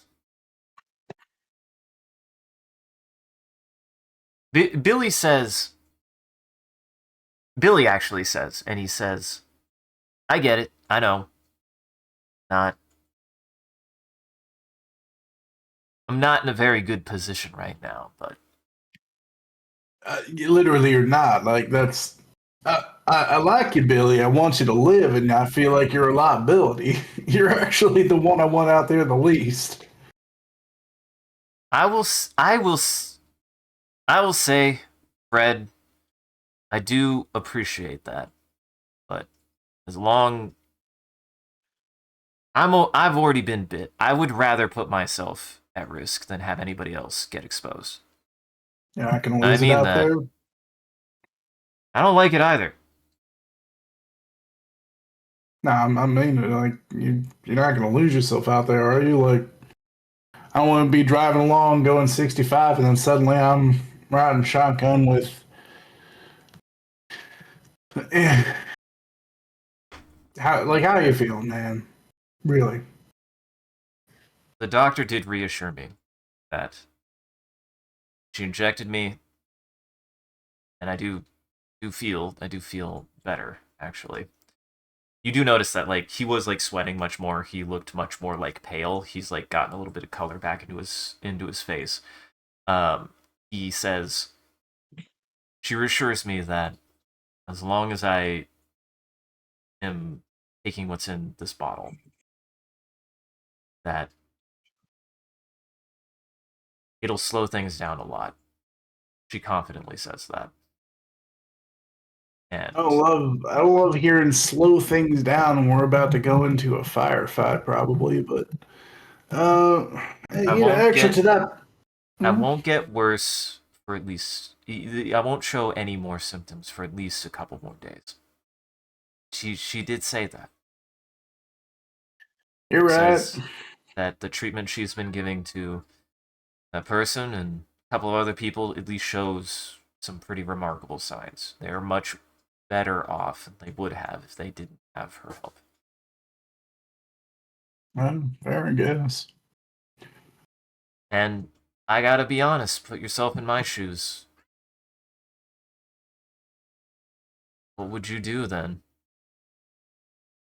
I mean, if I could, I'd rather not go out there and risk my life. But truth be told, somebody's got to do it. I mean, it's got to get done. So,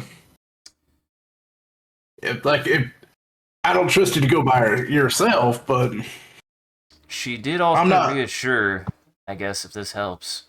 The only thing that can get worse is, you know, the way my face looks. So can't like Oh, you're get good more. then. I can't get more infected. Nah, you're. Nah, if it's just about your face, you're fine. Then it's all right. And he does like roll his shoulder and just say, "I definitely feel a lot better than I was last couple hours. So if I'm That's gonna help, I'm good. gonna help now. I will reassure you Yeah. of that." All right. Just put some alarms on that medication stuff. Just don't sleep your doses or whatever. Chug them Trust, whenever you need 'em. trust me, I was in Boy Scouts. I'm on that. He gives a really bad salute. You're not even sure if that was the Boy Scout salute. Yeah, I've never done Boy Scouts. To which Joanna gets your attention again and just says, I do think this is the right call. Part of Milsec anyways. And I've tried my best, but well, I'm not gonna lie, I want to make sure that Lydia's okay. I don't feel comfortable leaving her by herself either way. What about Billy? I mean, if I'm leveling with you, I actually trust you being out there with me more than anybody else.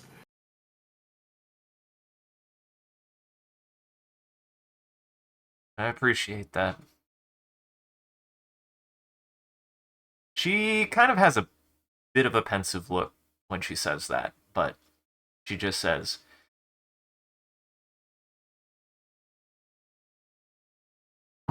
I, j- I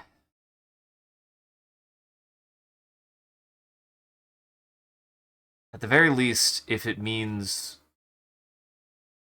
but I do at least agree with Billy on this front, if it means less likelihood that people will get infected or injured already more than they already are. I certainly don't want to see this. I don't want to see this spread anymore. Um, Look, Joanne, I actually will become angry with you because what the fuck am I? Am I chopped liver? Like it's an assumption. I'm going out there and I'm putting my ass in the line. And I'm gonna get bit or whatever, and you get cold feet on me, being like, "Oh no, stop the spread." Like, if that's your actual goddamn reason for that, then no, I am mad.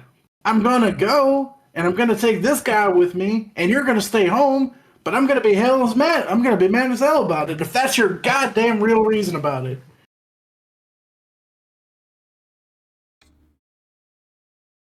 I'll throw my fucking life away for you guys just so we can make sure we can get processed and over to the next place. she pauses and she says, kind of through clenched teeth, she kind of says,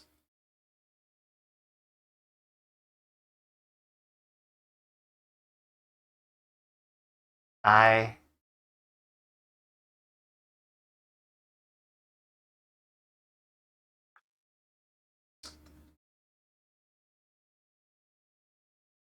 okay, okay.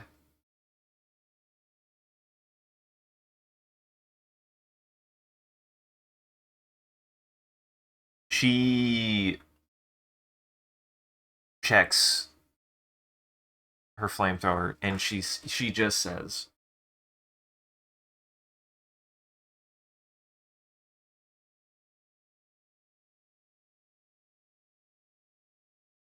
Sorry, I'm processing. I'm trying to figure out a response to this. Hmm. She kind of waffles. She does. She says that.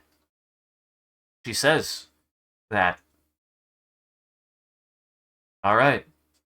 Um. You're right. You're right, Fred.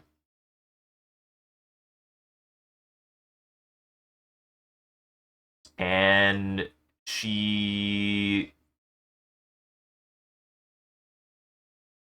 she pulls Billy back, who is surprised at first, and she just says, "Either way, somebody needs to go out there. And Billy,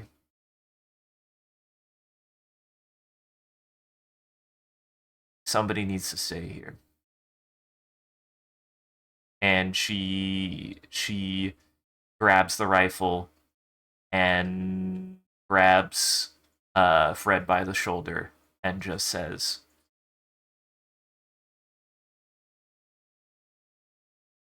"Understand, a decision has to be made either way. Let's go." I look back and say, Billy, you got some tools, got some rifles. If you're staying behind, I'd like to take in the meanest stuff we got. He kind of does this motion. Says, "Yeah, it's the meanest thing." And you do hear in the distance Jensen say, "Come on, boys and girls. If you're She's got needing them. stuff, we can help you out, but we gotta get moving." Actually, I key onto that, and I start walking with Joanne, and I shout forward to Jensen, "Yeah, get us some good old equipment, because I'd love to give these monsters a piece of their mind." Interesting. Interesting. Um, huh. You kind of walk up past towards Jensen. Joanna was a little bit ahead of you. Here, I gotta make a note of this because I will forget. Good job. Good job making me have to make a decision. Thank you. Yeah, it was a good character moment because Fred slash myself, I guess, was questioning whether Joanne's motivations for staying behind was 100% Lydia or some self-preservation. And when I heard, less infected, it's like, all right, here, like, it's you or me, or maybe you and me. Like, I Uh-huh. don't know why. Yeah. So And it was. honestly, this is something. This is actually a hurdle that I'm trying to work on. If you can't tell a little bit, between both that interaction, which I liked a lot, and Jensen, where I want more breadth in my characters, and I actually feel like sometimes I'm like, I make sunshine characters all the time. I want to be able to express characters who can be assholes abjectly. So that was good. I It's also have to fun. remember someone being mad as a character is not the player being mad at me. So Yeah. There's a lot of times where especially as Fred, specifically as Fred, where I've gone off and like I'm actually pretty much fine, but Fred's got a like hair trigger, and I kind of love it. yeah, I kind of yeah, like it. It works. It works for moments like this. So continuing on, you kind of like catch up to Jensen, and you guys are kind of heading towards kind of a little bit of a more militarized section. There's like a couple more olive tents. There's some boxes of Milsect gear labeled Milsect. And you're following Jensen as you're led into this tent, and there is another officer that meets up with you. He still has his helmet on. You can't tell what he looks like. He's a little bit tall. Or he's taller than you are, Fred, and I'm gonna say a little bit more built, maybe in a little huskier. And he walks up, and he just goes, "It took you guys long enough." And Jensen says, "What do we know so far?" And Baxter just says, "Same thing as before. We lost contact with Team 3 a couple hours ago. They were sent off the same way that Team 1, Team 2 out to a municipal station in Titan, on Titan Residency, at this location." And as you guys walk up, there's like kind of been a map of the station like laid out, and you look at the map, and a block away, there are like different like I'm gonna say the map like shows like different businesses, and a block away you see on the map, Daimon Sushi is a block away from this. And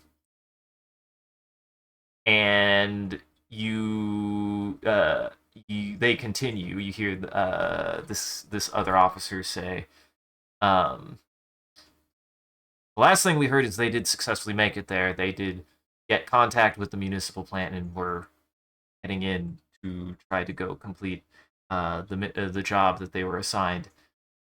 Shortly after that, we lost contact with what's happening in there, and we haven't heard from them since." This was the team led by Sergeant Ramiro, with Wachowski and Vixen. So, don't know if something happened. We don't know at all what their condition is. So, you guys are ready. The only thing that we're getting set up for, actually, this other officer looks between you and Joanna and is like,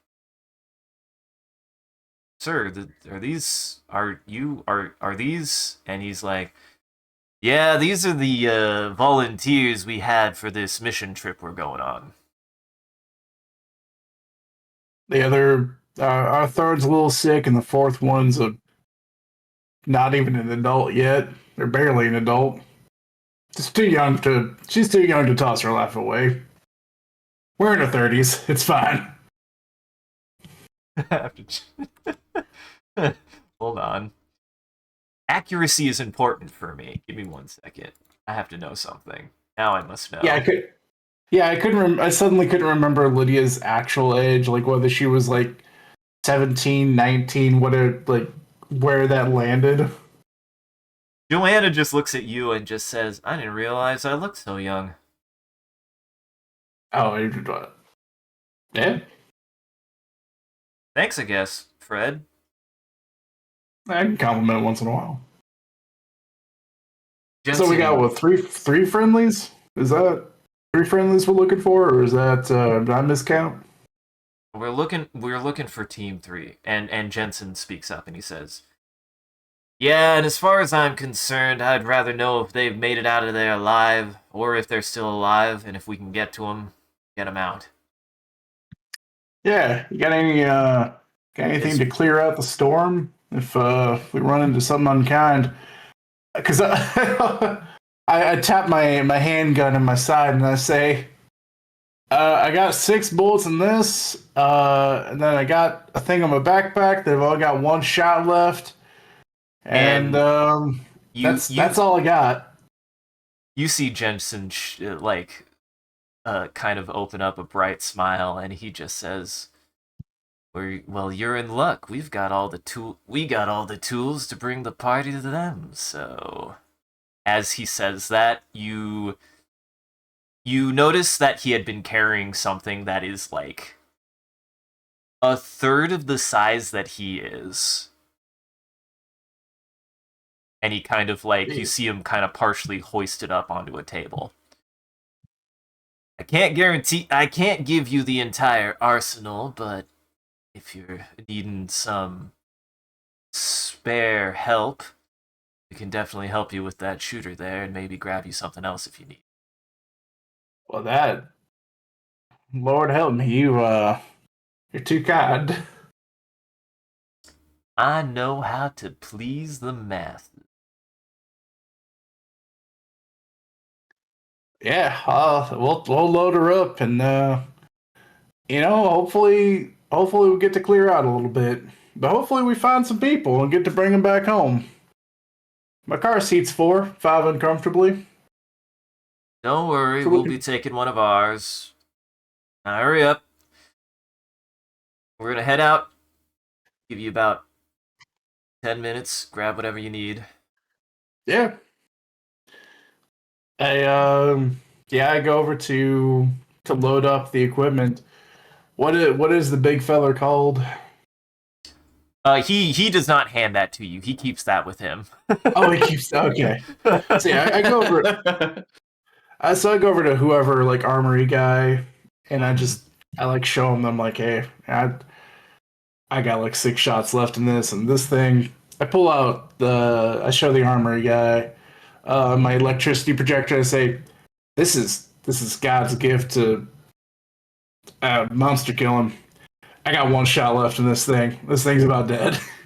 Okay. He scrounges around and he says, I mean, given the circumstances, gotta make a bit of a middle ground here. I can't give you everything, but he hands you. I'm gonna say he hands you 2 magazines, just two full magazines of bullets, and then Yes. he looks around and he says, Jensen said that I had to find something that you can use. The big trouble is that a lot of our stuff is company locked, so it took me a second, but how do you feel? How do you hold on? Trying to decide. Give me 1 second. Yeah, he kind of digs around and he says, I found this old thing, and he pulls up just a sawed off riot gun and sets it down and says, doesn't need verification, still runs on analog even. Oh wow, you got an antique in this place. All right. I mean, that's gonna I work don't better even than know I the feel last like. time it was shot. I don't even know if it still works.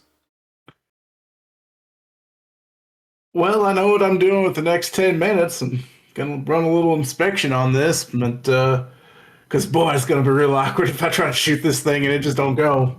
Mm-hmm. But no, that's amazing. No, I love that. I love that. This Uh, is if you want to add it, this is a medium-sized, compact combat shotgun. And I will add its numbers to the list of your armory. Apparently, you guys got a lot. Apparently, you guys I keep on giving you shit. I keep giving you shit. Maybe I should stop. he said it was size medium. Right now, I'm just carrying it on me, but I can also just put it in the car if I'm overloaded. Um. They say if you want to switch it out, if you want to switch something out, we'll hold on to anything for you here. We'll make a note, Assuming the magazines are or mini you can put it in the size. card. The magazines are. It doesn't take magazines. It just takes shotgun shells. Oh, sorry, I meant the handgun magazines. Oh, those are minuscule. Yes, they're minuscule. So just two. They just take a slot together. Let's see. 2 full handgun. Actually, might be at cap. Not. I gotta run this by again. So that's two, Run the 4, numbers. two, Run the 4, 6, values. 6, 8, Welcome to the circus of value. 10, 11. No, I'm actually currently. No, I'm doing okay. I'm at 12 out of 12 because Yeah, I'm at 12 out of 12 right now for slots. Yeah, he hands you that riot gun though, and he also hands it has you like check it, and it is fully loaded. It has 4 shells in it, and he hands you 7 shells. Cool. Are those also many? Yes.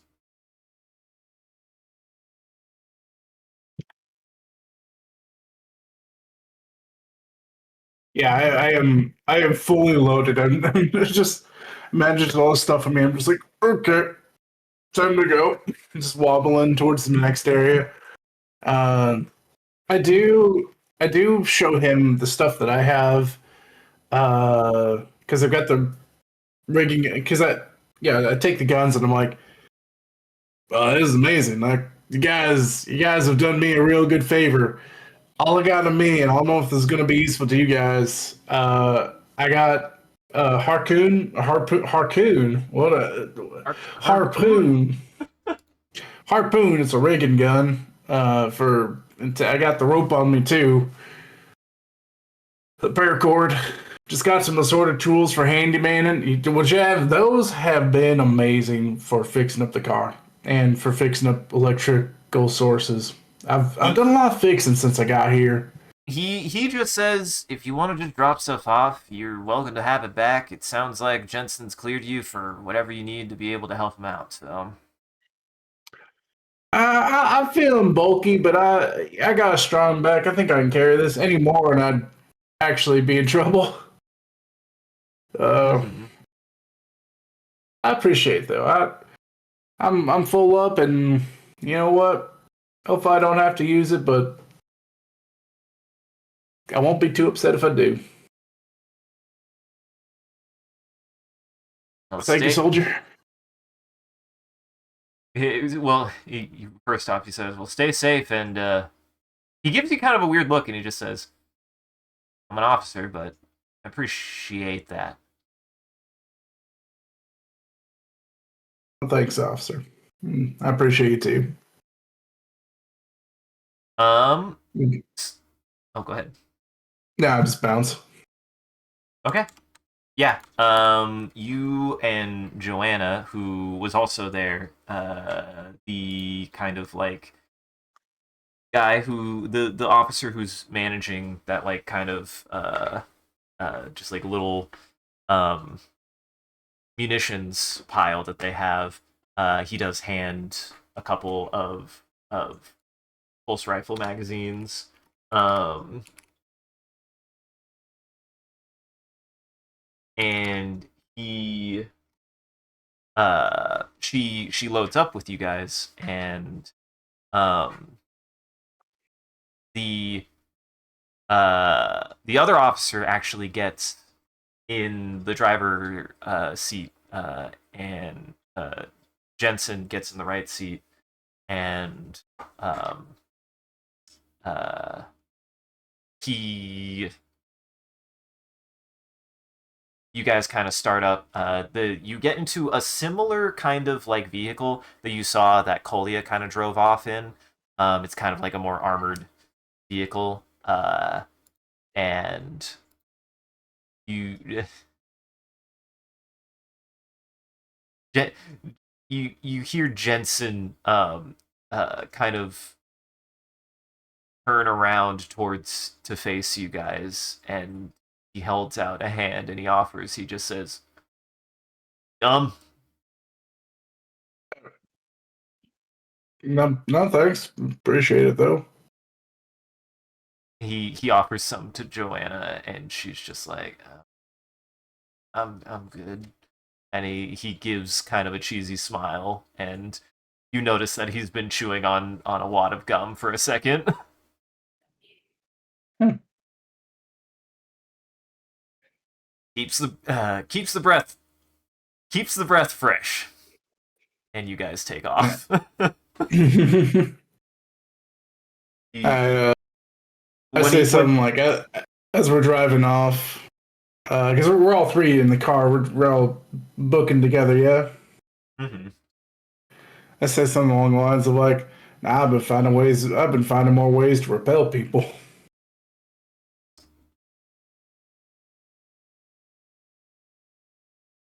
spacing wise, I'm thinking,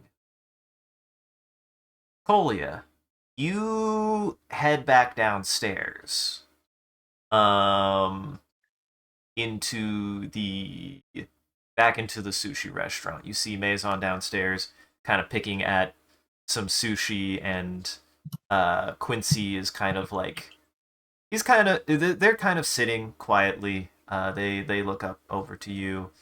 Um, they do actually address you first and say, "Everything all right?"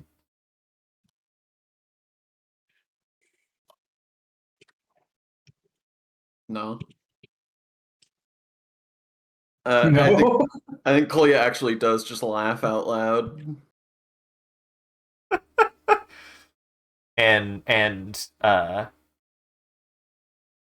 Quincy Quincy kind of cocks their head a little bit, and then you see in their eyes they kind of smile a little bit. Um, Maison looks over and just says, "Well, whatever the case, we appreciate your hospitality, Cujo. Really." There's a plate of some sushi that's been prepared for you. Do you eat the sushi? I'm gonna collect my gun and nail bat first. Okay. And then I'll pick up my plate of sushi and just say, mm, Maison, can we talk outside for a bit? He looks nervously. His eyes like trail from your eyes down your hand, and he looks back up and he says, To my food? "No, the hand that's holding the bat." Oh, sure. And he just says, he kind of grimaces a little, and he just says, "Sure." And he stands up and he just says, "Quincy, we'll be right back." And Quincy nods. And When we get he heads outside, toward the door. uh, when we get outside, I'm just going to sort of lean up against the outside wall and like absent-mindedly peck at my food, while saying, I'm sure I don't have to tell you the state of the man's wife.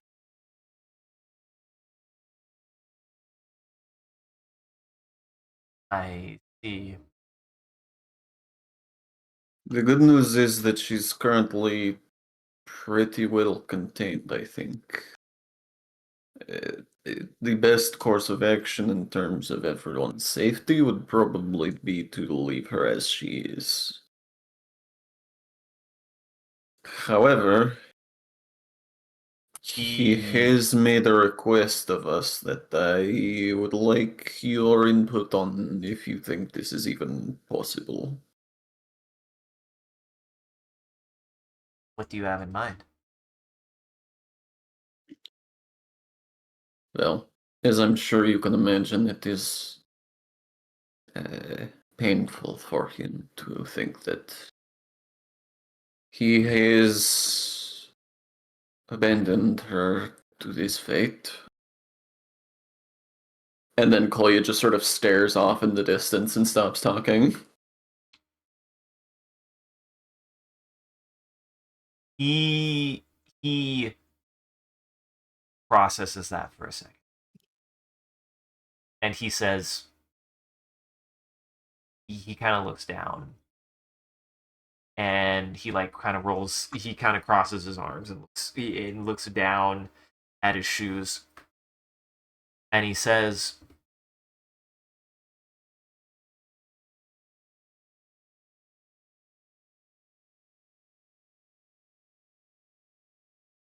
as doctor,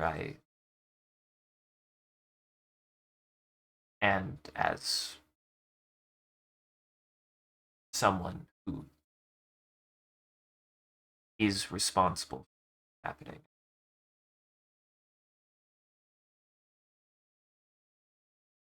I at least would say I would want to do something. Yes, certainly would not want to leave. And then I have two questions for you. In your medical opinion, the first one is, do you think that she's still conscious in there? If she has already developed to the point that her body is showing extreme mutations, it sounds like she's been infected for something on the order of 5 days. Why you ask? The honest truth is I would need to have some kind of substantiated evidence or anything like that. Not because it couldn't, but because I simply don't. Well, for first thing, the whole concern of this man is that his wife is suffering. If his wife is not suffering, there's no reason for us to open up the door and put ourselves all in danger. The second reason is uh,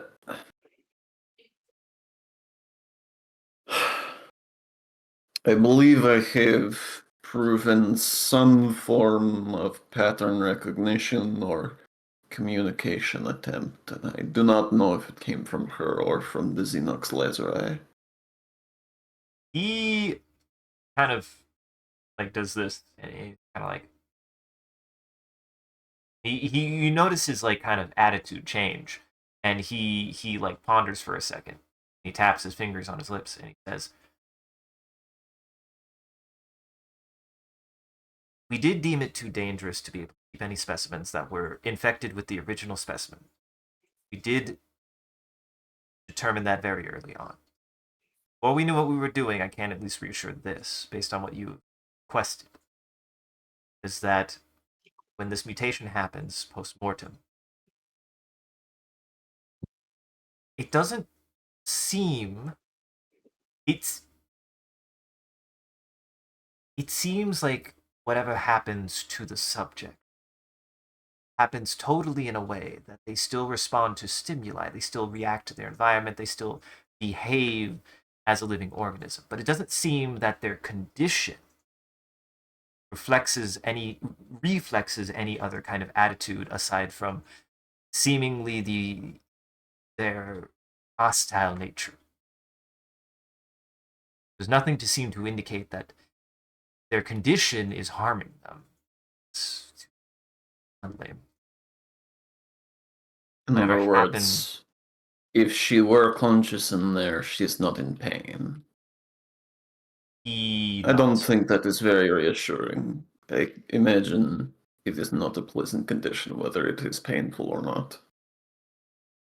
Yes, because at least, and what helped us, determine that we're not going to keep specimens is that main behavior we ever saw was aggression, but it wasn't aggression from confusion. It was actually very directed aggression.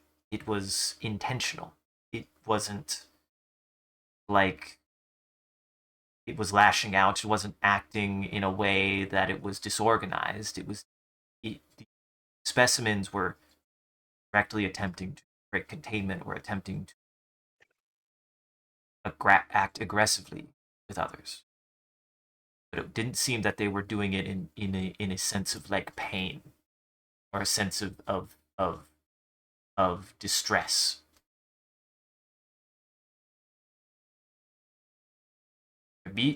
At the very least, we can say, Be a and survival mechanism. If it seemingly has an instinct to spread, it could be attempting to do that. that is certainly one hypothesis that we quickly surmised. Yes,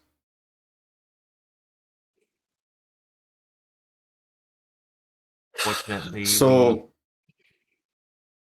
can't say much more because we very quickly did try to stabilize the specimen or allowing, and any time we had failures, not let subjects last. I do go ahead and explain the experiment I did so that he can have that context. He pauses and he says, interesting. Again, we didn't have any subjects that were beyond much more than standard laboratory test subjects. That's a bot. That's a bot. Yeah, I was just about to say. But thank you. Pretty convincing bot. Clearly a bot. Uh-huh. But the they say, or he says, he continues, I don't know if there is any. The only thing that comes to mind that might be a major difference would be the just amount of material that the infection would be able to utilize. And when it comes to anything like a lab prepared, lab bred rodent, there's just not. We don't know what would happen if Do it you came in think because contact this thing with- has access to the human brain, it may be able to utilize human brain function? I wouldn't rule it out.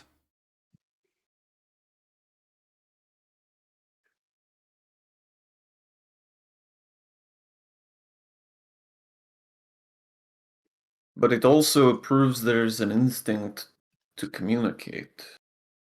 That it recognized the pattern as one thing, but that it continued to. That it attempted to replicate the pattern back to me indicates that it is not just capable of recognizing, but that it has an instinct of some kind to reciprocate. Question is if it does, who? Is it the original? I don't know. Because something is influencing the behavior of anyone who's been infected. That's for certain. There's something messing things.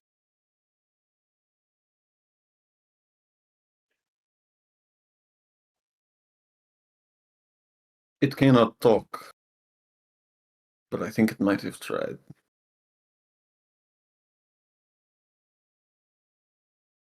You see him kind of like lean back with his arms folded, and he does press that. He says,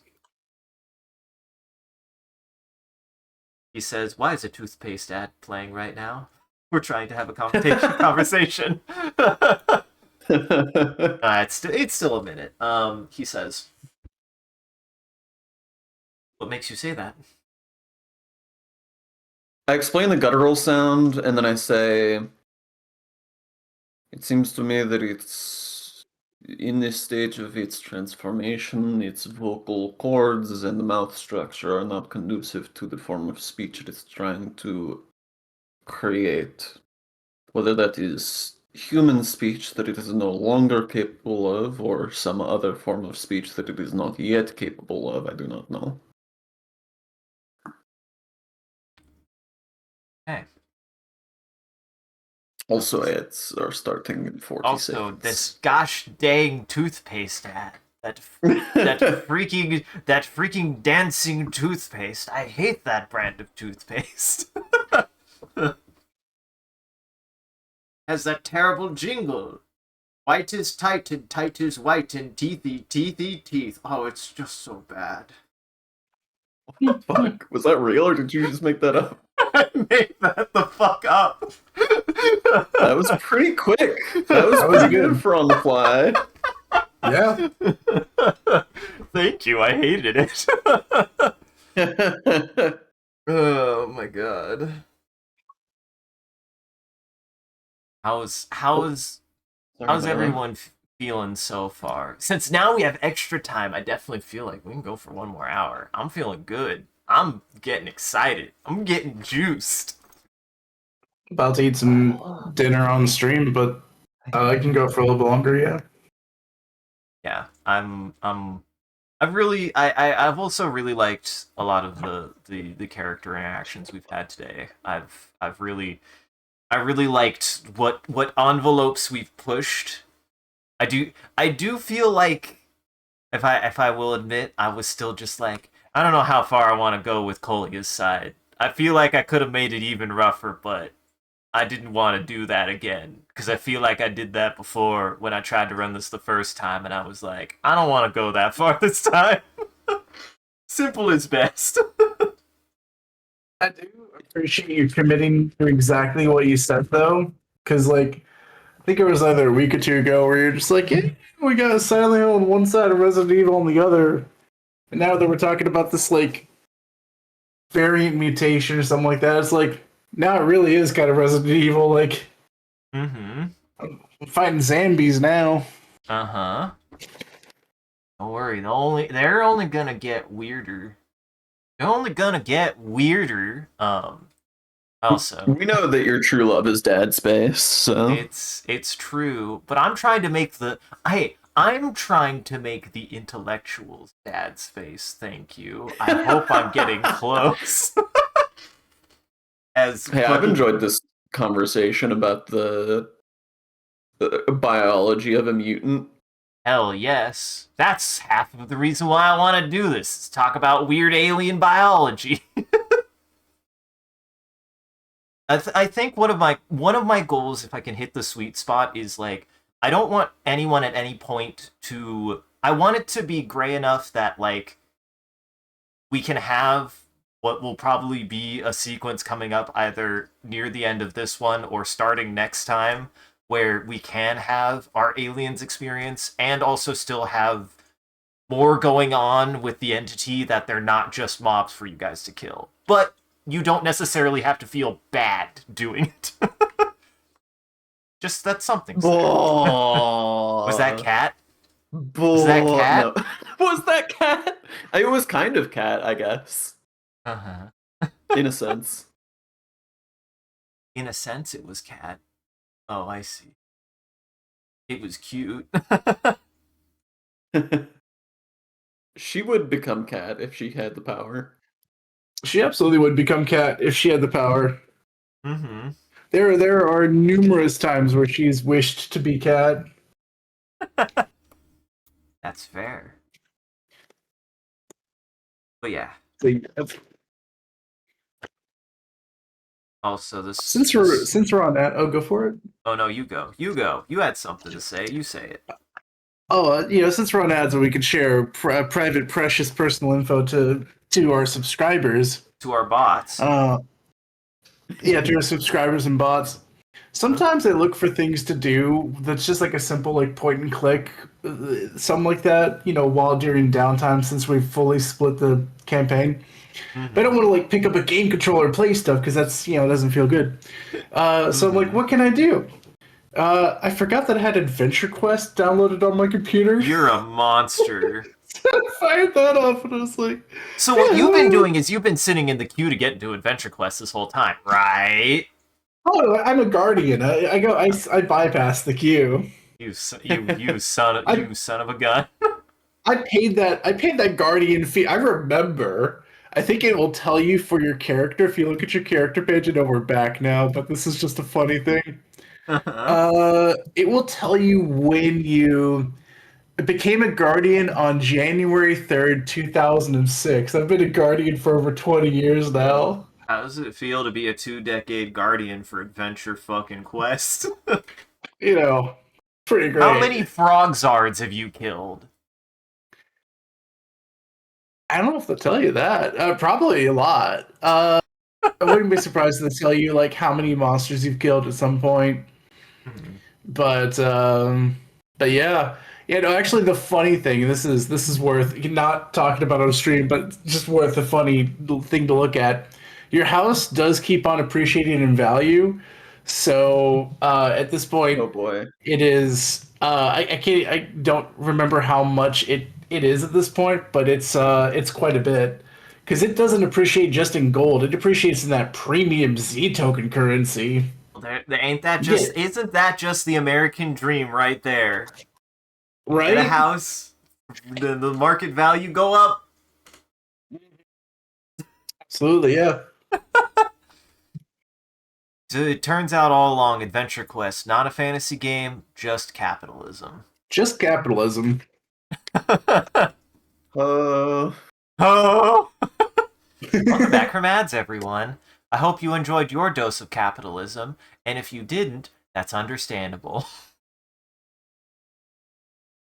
I don't like the term dose of capitalism, guys. I didn't like that one. I didn't like we've it. been microdosing capitalism for a long time. Oh god, and now we're about to overdose. No. Okay. Microdosing capitalism is a pretty good title. Picking up where we left off. I gotta like make a note. I gotta just literally make a bookmark of the last thing somebody said because I keep forgetting. In before I just switch seeds. I might. I'm a little tempted for tension and to be like, we're talking about Sean. I don't know if that seed was done. We know it's not. I mean, I was talking to Maison about the speech and whether I didn't know if it was if it was trying to speak in human language that it can no longer have the physiology for, or if it's trying to use some other form of speech that it does not yet have the physiology for. And I think Maison had started to reply to that, but I think that's where we got cut off. Might sound grisly. Things that might actually help me is if somehow cured a recently incapacitated subject or something. I might be able to get a better understanding of exactly what is happening and what the condition of these mutated mutilates is.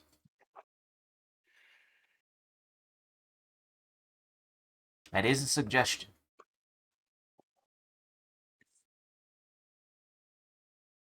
Otherwise, I'll leave it up to if you want to do that, then it's up to you to convince Cujo to allow you to do that. he nods and he says, the other thing I had in mind, if you wanted to be more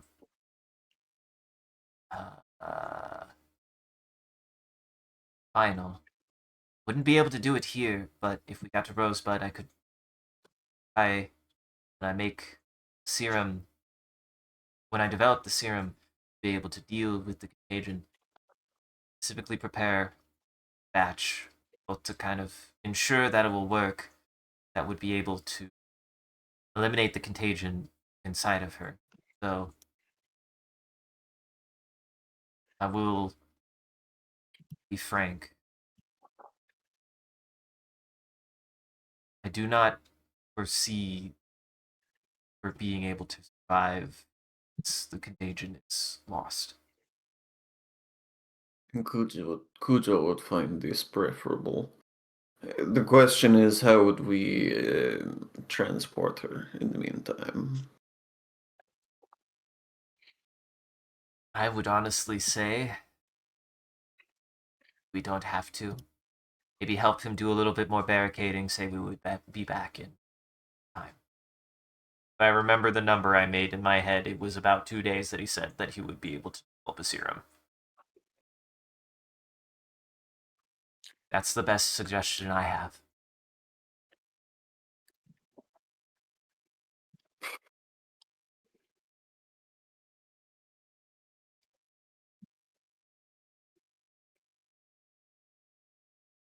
A lot of time, I understand, but we have to deal with the time that we have. Don't love leaving him alone with her for 2 days. I think he is closer to breaking point than he is letting on.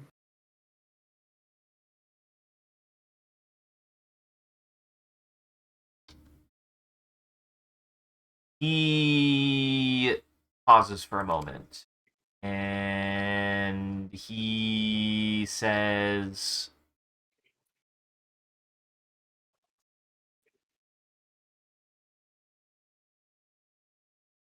he says,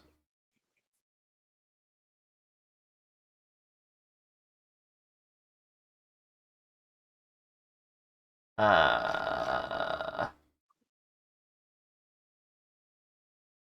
me check something. Let me check something, though I'll probably end up making a decision either way anyway. Actually.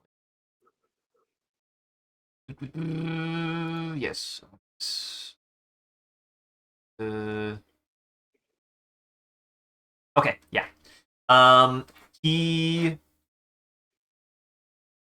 He reaches into his like kind of like medical bag container and pulls out. He like rifles through for a second and pulls something out, and he says, "Have an idea, though it might be a little reckless. Uh, might be able to incapacitate her in the meantime. Even be able to hold her down. It sounds like he was only able to manage getting her inside of that room, or at least locking her inside of that room, whatever the case. I can sedate her. Maybe we also restrain her, and well, maybe. So that would at least give him the reassurance that we'd be back without her just being free. If he did decide to make another decision, it would be easier for him. Decision on it. Certainly safer." No.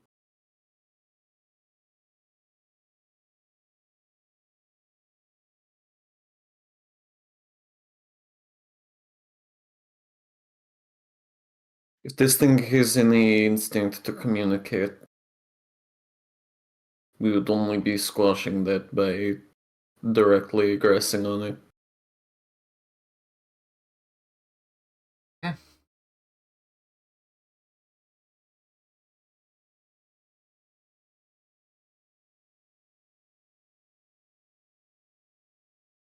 He will have to live with it a little longer. Maison nods and says, "I do apologize that this is already a hard enough decision. At the very least, I know I want to see that result. That makes sense." And he attempts to like pat you on the shoulder reassuringly. Touch me, please.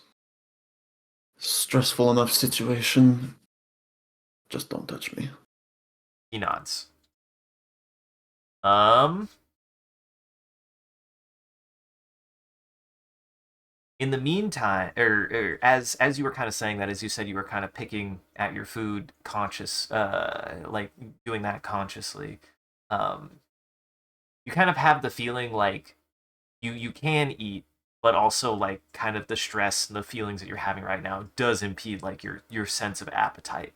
So you can still feel like you're hungry and that you can eat, but at least like this is like not making you want to shovel it into your mouth. You do kind of pick up that you weren't really eating because you were distracted anyways.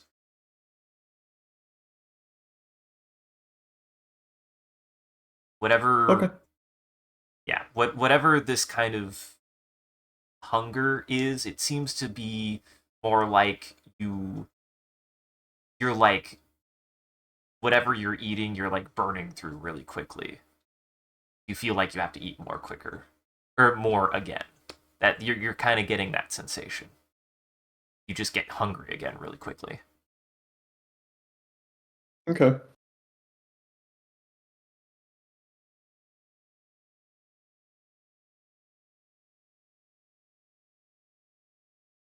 Bread.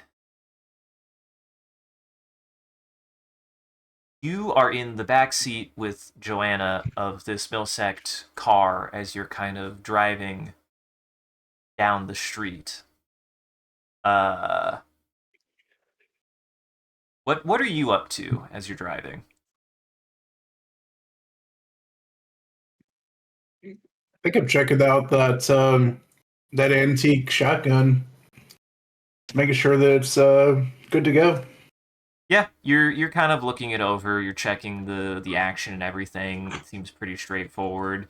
He wasn't kidding. Like even the handgun that you had, um, it I will say like has some light digital elements to it, but it was like clearly it wasn't like a service pistol. It was like a personal hand firearm that somebody had that you found. But it's like a modern by this day and age gun. Like it has more ergonomics and stuff. This thing it has a manual safety and everything. Like it has switches and shit, and like there isn't a glowing screen anywhere on it.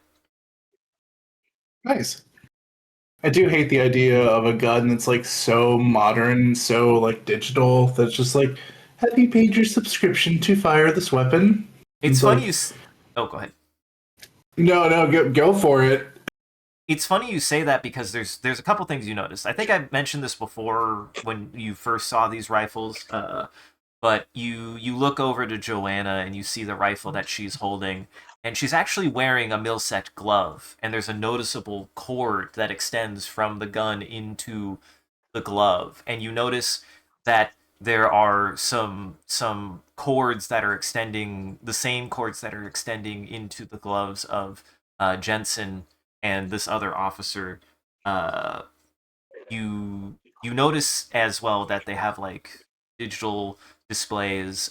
Jensen is also at some point you're getting a chance to actually look at what he's wearing, and you notice that like he's put on a considerably heavier looking set of armor, and he's still wearing his hat, but he has over. I'm gonna say, yeah, he has over about a third of his right eye, kind of a heads-up display looking thing that also plugs in down into this kind of massive folded up gun that he has holstered at his legs.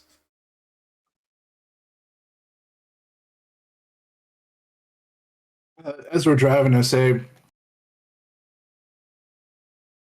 I was thinking about asking for armor too, but I didn't know if it'd be too unreasonable of a request. Jensen says, "Yeah, well, as much as I'd like you to go in as prepared as possible, you gotta understand everything is company locked. You know how it goes. I'm sure Starbus wouldn't want me sticking my fingers inside of all of their stuff. So, apologize for the inconvenience. It's standard practice. I think you'd understand." Yeah, of course, yeah. I don't mind. I don't mind since you're here. Glad I could put on a show for you. The other officer who's driving just says, "Yeah, they got us plugged in, though. Still is kind of absurd that isn't even really that deep. There's a moment where Jensen does like take a moment, and you see him shoot a glance backward, and he does ask. He just says, "Actually, didn't I didn't notice before. Is that a loaner gun? Did you get that back from the garrison?" As he's Yeah, I looking at did. at Joanna. Oh, sorry.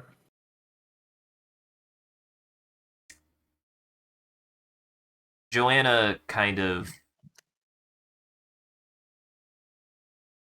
Joanna kind of like stiffens a little bit. She doesn't try to hide the gauntlet or anything, and she just says,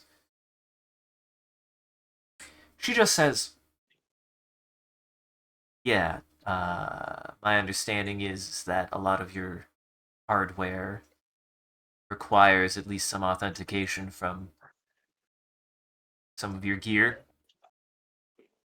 You hear Jensen go, "Yeah, that's about right." So, willing to loan you a gauntlet.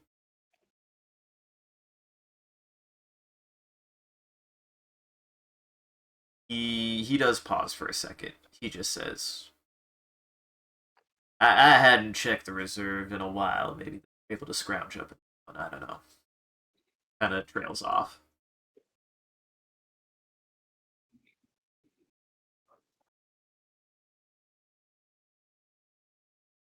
Fred, do you say anything? No, I think I just look over and say, I'm glad you're able to pick up something nice. Hopefully we don't need it, but it's nice to have all this stuff. Actually feels like we're prepared for it the first time in our life. Which Jensen just says. Jensen just says, "Prepared. I always come prepared. That said, try not to waste too much of it." Of course. Honestly, I was telling Doc back there, best kill I ever done. Man, I feel like I feel like I'm talking like a war vet. I've only ever fought a few of these things, but best kill though. Using the treads, just driving back over them a few times. You ever Turns work out they Milsec, flatten like a son? pancake. Say again? You ever work Milsec, son? Actually, yeah, a little bit. I'm a freelancer contractor, so I'm probably in one of your guys' databases somewhere. I haven't, I didn't do a full contract or I didn't do like a full commission like a lot of you guys do, but I've taken the odd job for mostly like planet cleanup, mining operations, stuff like that, just grunt work. I've never been an officer. Well, all things go well in this. I'll put in a good word for you. Seem like a good set of folks. I appreciate it. I'm always looking for more work and ideally peaceful stuff. Stuff don't kill me. This was not in my wheelhouse. The sergeant. The sergeant gives you a nod and a smile, and he just says, "I'm sure it ain't." And you guys pull up to a location. You pull up to a seemingly almost innocuous, like kind of boxy structure that just has like a door on the front of it. It's a concrete box in front of you with a single door. There is a label labeling it as a municipal station. Down the road, Polia, you hear a cart.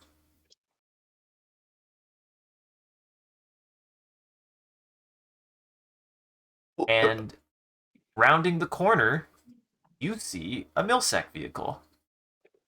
I get inside quick if I'm still outside.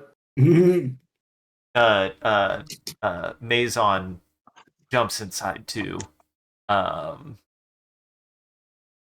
he just says, "Now, what do we do now?" Uh, uh, Kuzo, do you have a tarp or something?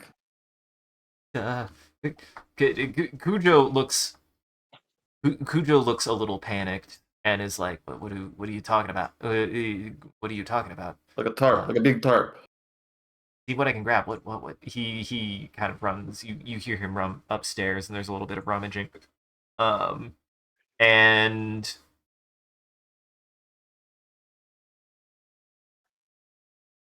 he comes back down with a folded up with a folded up blanket, and he just says, "The biggest thing I got. It's big. If my grandma did this, what's going on?" Never mind.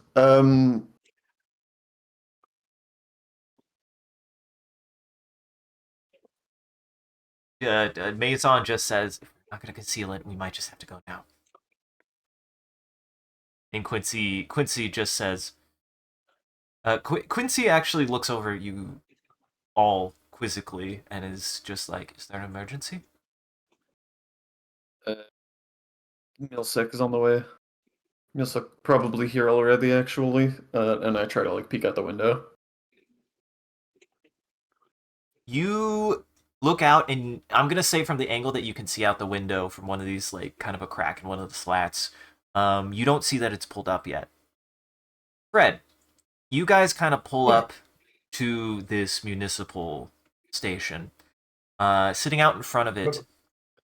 And this is a block down the road. Yes. Yes. So I did clock. I should have vocalized it. But when you told me back at the station, this is a block away from Diamond Sushi, I did clock that mentally. So as we're unloading, I like stretch and just. I was about to let out a big loud hooey, but then realized this is where monsters You're are. about to let a big old hooey, and then you immediately get decapitated. Yeah. You just 5 things jump out at you immediately. 7 arms, just out of nowhere, out of a nearby vent. Mhm. But so I do the big stretch, and I'm about to be like, oh. Hooey. But out front, you see from this kind of like municipal station, doesn't have any windows, any like kind of outside or interior exterior visible access. And there is out front there is a single Milsec vehicle parked. You can tell that it's fine, it's functioning fine as you approach it, and the only other thing that you really hear around you is you hear the faint crackling of the radio coming from this Milsect vehicle. There are like call outs from various Milsect things, maybe even a call out for an update on Team 3, and a call out for an update on on any update of their condition. But otherwise, it's quiet so far. I will say, as you climb out, how interesting. I will say you are in line of sight. Like you can see Daimon Sushi down the street from where you're at. And I'm gonna say you're like on the same side, like if that makes sense. Like you're on the same side of the street, and you look down, and I'm gonna say you do catch a glimpse of the other Milsect cart. Of the okay. It's a little like you would have to like walk all the way around and even in the middle of the street to see it clearly, but like you can like see like there's a Milsect vehicle over there. I will say for convenience and because people forget that sending stones exist, you guys have full capability to do like DMs to each other. All right. Uh,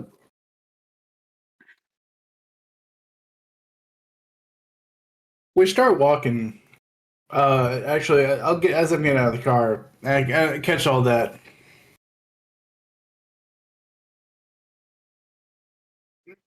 I'll try to send some real shorthand to Colia to say, because I think I recognize it. If I recognize it, like I'll open up with Hewitt Damon, and then the next line go, um, with Milsec trying to get processed quickly, running an errand for them.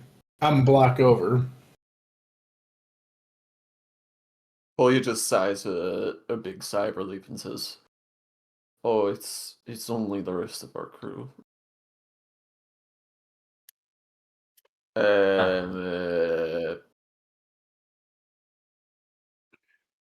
Cujo, you wait here. I'm going to go meet up with some allies. As that's happening, I do vocalize to Jenkins. Is it Jenkins or Jensen? I actually should remember. Jensen. Jensen. I'll say Jenkins. What's funny is Jenkins is a throwaway Halo Marine that's very famous for dying. Oh yeah. I'll say, hey, Commander. I'll actually just say that, but I'll make sure to call him Jenkins later. Say, hey, Commander. It's gonna be a stupid ass request of mine, but after this investigation, before we leave the site, can I pull over to that store? Every time I ever come here, which isn't often, I like to go to Diamond Sushi at least one time. It's probably broken down and dilapidated and no one's there, but it's a thought that counts. You hear Jensen sigh, and he just says, we're not on a vacation. You know that, right? I can see it with my eyeballs. I can't explain how this is important, but He just throws his hands in the air and just says,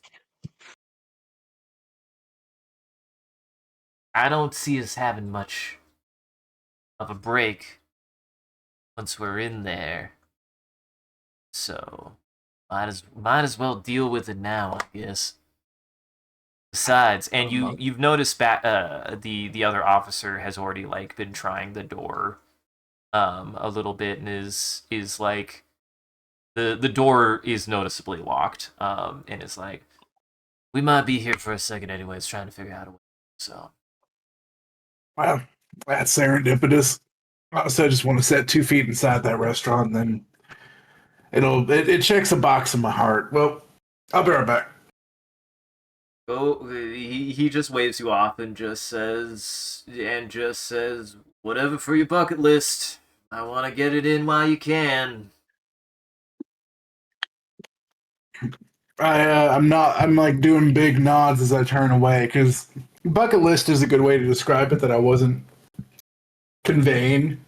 Mm-hmm. So I just agree and nod to that, and honestly start sprinting over. Like I don't want to waste their time, so I'm doing a bit of a jog to try to get to the next block. Colia, you see Fred kind of jaunting over. I just raise a hand grimly. How's it going over in Milsec Land? Not as bad as I would have thought. Can I come inside for a sec? Yeah, of course. Okay. Well, nah, it's actually, I thought they were going to just be trying to shove pistols up our asses, but no, they're shockingly reasonable when it comes down to it. Turns out they're human beings too, at least for now. You step inside and you just see Maison and Quincy kind of like standing next to this man that you've never seen before, who's just holding out this enormous quilt, just being like, cover whatever you need, I swear. I honestly don't know how she made it this big. You guys adopt someone new? Is this our 8th member? Fred, this is Cujo. No, go ahead. No, you. He whips his head over and just says, "Ah." God.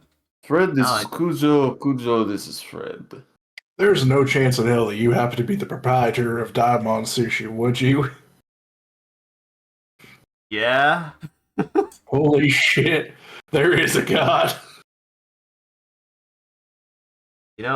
I was missing people. Well, I think this moment. I don't like when anyways.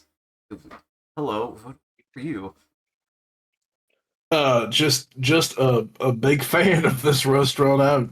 I used to come here all the time with my parents, and whenever I get missions out here, so I'm just another face in the crowd, but yeah, I love your well-priced sushi. Well, he like starts folding up this quilt, this really big quilt, and just says, uh, I like sushi. I Make my whole year, honestly, at this point. he like looks between everybody else and he's like, well, now I just feel a little silly. No, you're fine. You're fine. I gotta eat and run though, so we're doing a job for. I should probably bring you up to speed, all you guys. So please, Mister, I will love to take some and skedaddle. Uh, they're blocking us. Is Bill Sex blocking us? Found out about Billy, but he might be okay. Doc, I look over to Doc. Doc, as it turns out, there's some weird mutations going on with this thing. Some people aren't actually turning into monsters. They're just turning into brainless zombies. Oh no, man. But Milsex got like a hospital wing inside. So they're giving a bunch of people medicine, and some of them are actually turned out okay. So that's optimistic. He does Um, he does tap his lip and he says, I mean, that does go in line with the mythology of the the contagion. It's attacking a lot of the the nervous system, and eventually does make it to the brain. I'm sure there are some very nasty side effects that would happen in living hosts, yes. Is there anything specific? plethora of stuff, but a lot of the worst cases are that there's a lot of good cases, a lot of cases where people make it through, a lot of cases where people end up with a pretty nasty side effect, but they're still holding up. But some of them are just straight up losing their minds, and just best I can describe them, the best I can interpret it as someone who doesn't have a degree is they are kind of zombie-like. Just they don't know themselves anymore. But the weird part is that you kill them and they're dead. So that's a pretty honestly uh, unfortunate side effect because I was really hoping that Mr. Billy Blast and all the others were just gonna get sick and be fine and be okay again. So kind of He ruins my whole day, and only sushi would make it better. Maison kind of shakes his head as you hear Cujo kind of preparing the more sushi in the background. And he shakes his head and he just says, That's that is the unfortunate part, which actually he shoots a glance over to Colia and he says, there is anything that it sounds like regarding the kind of like consciousness of any individual who's been infected. It does sound like there's very heavy damage being done to the faculties of anyone who's been infected. Hopefully, That does not really answer any of our questions, though. that's fair. I can't for certain say what that would mean. Right. I'm just thankful that Billy has a real shot. That we got him in front of Millsect, and that as much as we're scared of them, because they are a military faction with a lot of guns. By the way, I got more guns, so there's that. Yeah. Um, Maison looks and is like, that gun 100 years old? yeah, honestly, I think it is. Like, even it rusted in all the right ways on it. They've kept it well maintained though. Like, I think if I shot this thing, like it would make me crap my own pants from the recoil. But honestly, I'm kind of excited. But man, I just say I'm excited to grab my pants. Anyway, what I mean to say is that it's mostly good news on my end. But They now I'm thinking about it. What's up? oh, they just nod. But now I'm thinking about it. We're looking for this mysterious Team 3. Actually makes me wonder what team... That's the little errand they got me running. Makes me wonder if the guys that got obliterated in the attack that we saw was their Team 3. I actually didn't think about this until when I saw your car. It was like, oh shit, wait. If I didn't, I meant to say it. I think I did. You should. I think I had a moment where you can confirm that the car that you guys took was actually for Team Two. Um, the car that you guys found after they got killed by one of. There was one one of the team things that we attacked you. found and found their car. There's one team that was missing, and then there was the team one. Yes, Team One. Team One, they're fine. Honestly, they did great. Nothing bad happened to Team One. Apparently. Nothing bad happens. Nothing bad Nothing happens. bad ever happens. Uh-huh. You say nothing bad. Nothing bad happens in this setting. I don't know why you would get that idea. Nothing can bad happen. Only good happen. Only can good happen. Quietly, you hear a ding behind you, Polia, and there's a plate of fresh sushi for Fred. Kolya's just staring into the middle distance and does not register it at all. I pick it up. I pick it up and grab some chopsticks. Are there chopsticks actually? There are chopsticks, and when you high or low. Oh man, are we rolling for rainbow roll or California roll or? Just high I or think low. we're rolling to see if you break the chopsticks successfully. High or low. High is good. High is good.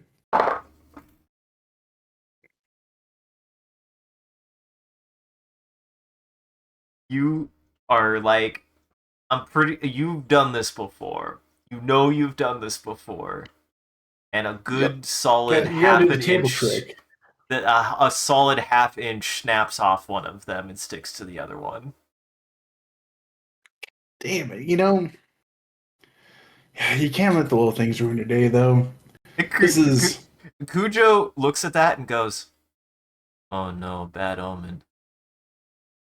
That's fine. I'll eat the chopsticks too if I got to. If that'll make the oven go away. That's what you are supposed. That's what they don't tell you, but you are supposed to eat any bad omen, which is really bad for the breaking a mirror one. You have to eat the whole mirror. It's pretty rough.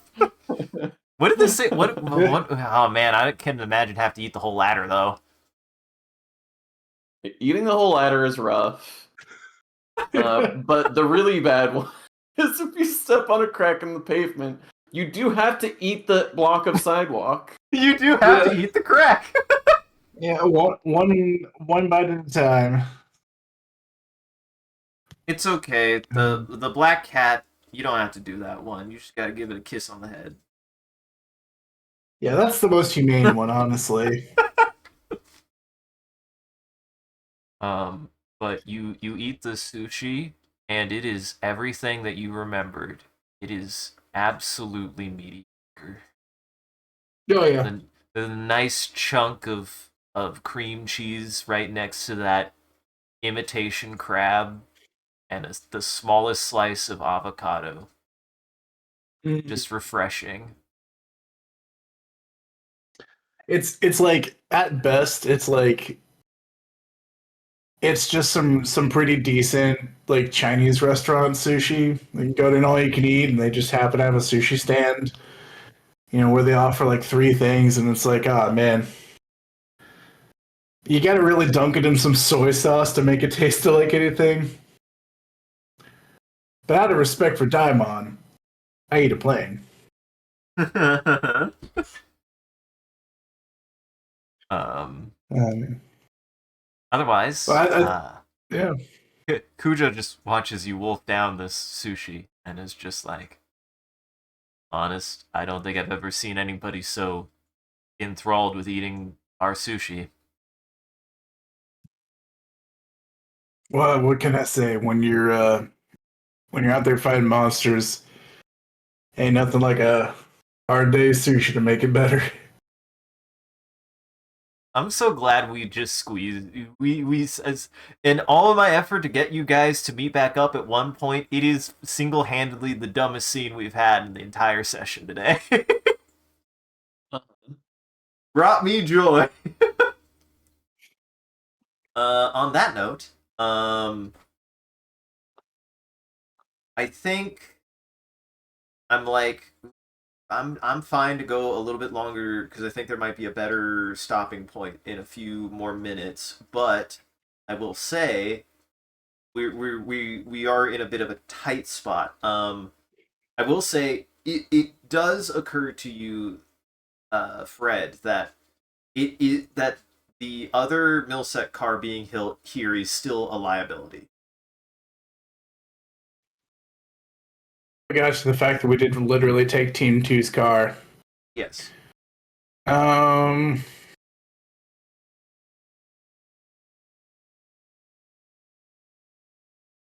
fair. No, that's fair. I'll look back at them and say, I gotta head back out, but uh, as it is,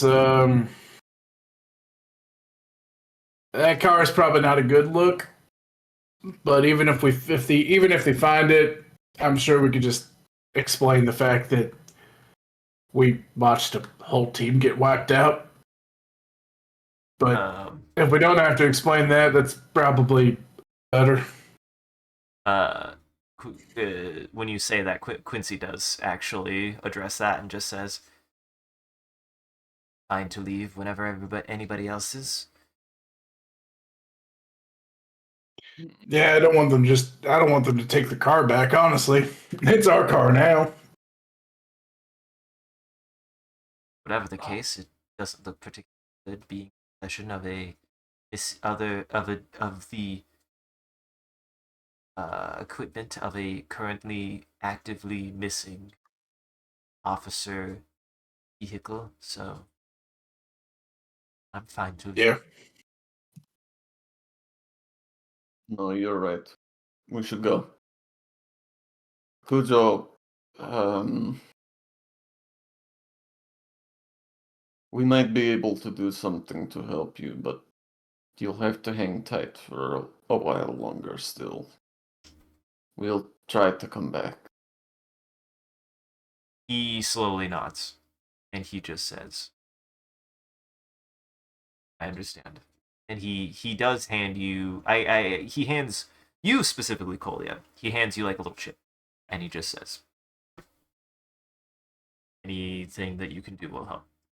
Just let me know." I eat it. And you eat the chip, and he goes, "That's not going to help me. I can't contact you now." But no, it's like a little data chip that has his contact information that you can insert and Cool. contact him. And I'm not going to explain how that works. I explain all my science fiction. I insert it into my PDA. Yeah, and kind of they uh Quincy and Maison kind of collect themselves and start heading towards the car. Uh, Maison just says, "Just send a signal. It doesn't sound like we've got their attention yet. Let us know when it's safe to go." He says that to Fred. Yeah, I gotcha.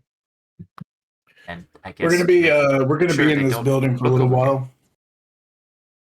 Well, as soon as we're all inside this building for investigation, that'll be the safety that'll be when we're safe. I'll let you know. All right. Yeah, you guys kind of Kolia, you and Quincy and Maison kind of like collect in or near the car, ready to go. Fred, you go ahead and head back to the rest of the group. Yeah, absolutely. Yeah. Yeah. You walk back up and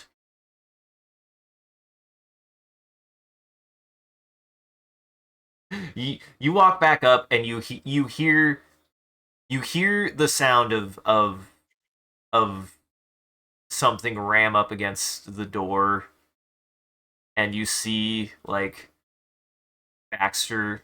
You see the other officer with like just a battering ram that he pulled out of the car, and Jensen's like, "Well, look who's back from their break. Uh, Is it everything you dreamed?" Actually, it was everything I could dream and more. I got delicious food out of it.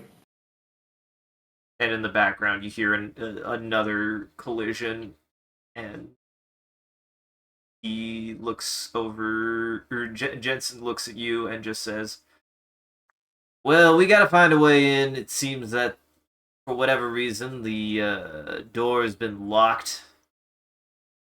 Can't say any Oh, reason why, but that someone has impeded our advance." well, it's good you brought me then, because as it turns out, I'm a man of many talents. I am Hmm. good to give it a try. I'm no professional lockpick. I'm not going to pretend like I am one, but give me a few minutes, see if I can't get this door open for you. Go ahead, Mr. Expert. Yeah. Yeah, I'm gonna make a roll for it, or Let's see. What do you have on you? What would you say you have on you that could help with this? I would say assorted tools. Okay, describe how you'd want to be trying to use your assorted tools. Yeah, I might I might either try to wiggle like a flathead screwdriver into the door, see if I can get it to click from the other side, or if it's like a deadbolt, might do some mounts. I will say, yeah, as you're kind of like looking over this entire lock and you're looking at your tools, you do have the thought of you can just take apart the doorknob. Just take it apart. Yeah, actually, that's really good. Yeah, yeah, I straight up take some screwdrivers and and yeah, start going to town on it, Okay, yeah, that unscrewing takes everything. you. If you're not wanting to rush, it takes you about. I'd say it takes you about a solid 10 minutes. Yeah, yeah, about a minute or two in, as I'm kind of inspecting stuff and taking tools out and actually getting things to turn, I told them, "Hey, good news, guys! I am actually making progress with this. This is fruitful right now. Sit tight, and we're gonna have this thing cracked open." You do notice that right above where the like lock and jam was, there's just like a noticeable dent.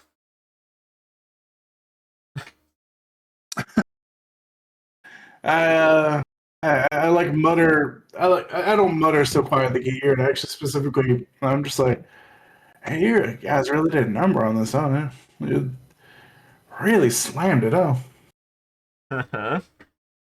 So yeah, you're able to kind of like like just dismantle this door handle, and you're able to get into the lock and just undo the lock from the outside. Um, one thing you're able to open the door. The door swings the door swings open into the this municipal shed. And you step inside, and you kind of like try to close the door behind you. It's a little weird now since all of its guts are hanging out the guts of the door. Um, but uh, I'm gonna say as you're like kind of pressing it closed after everybody comes in, your hand kind of wipes over where the inside lock would be, and you notice that there's like a kind of noticeable residue on the inside lock flip.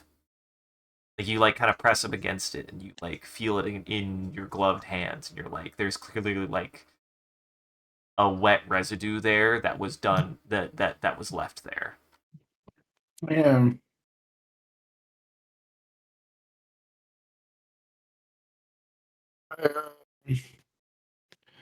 I point out the residue actually, and I tell Jensen, I say, "You want this for the boys back in the lab, or you care about this?"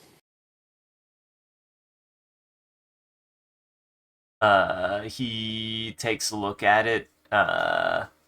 He takes a look at it and he like wipes across it, like wipes it off his hand, and it's just like, if you're concerned about someone bleeding on locks, I guess go take it back for examination.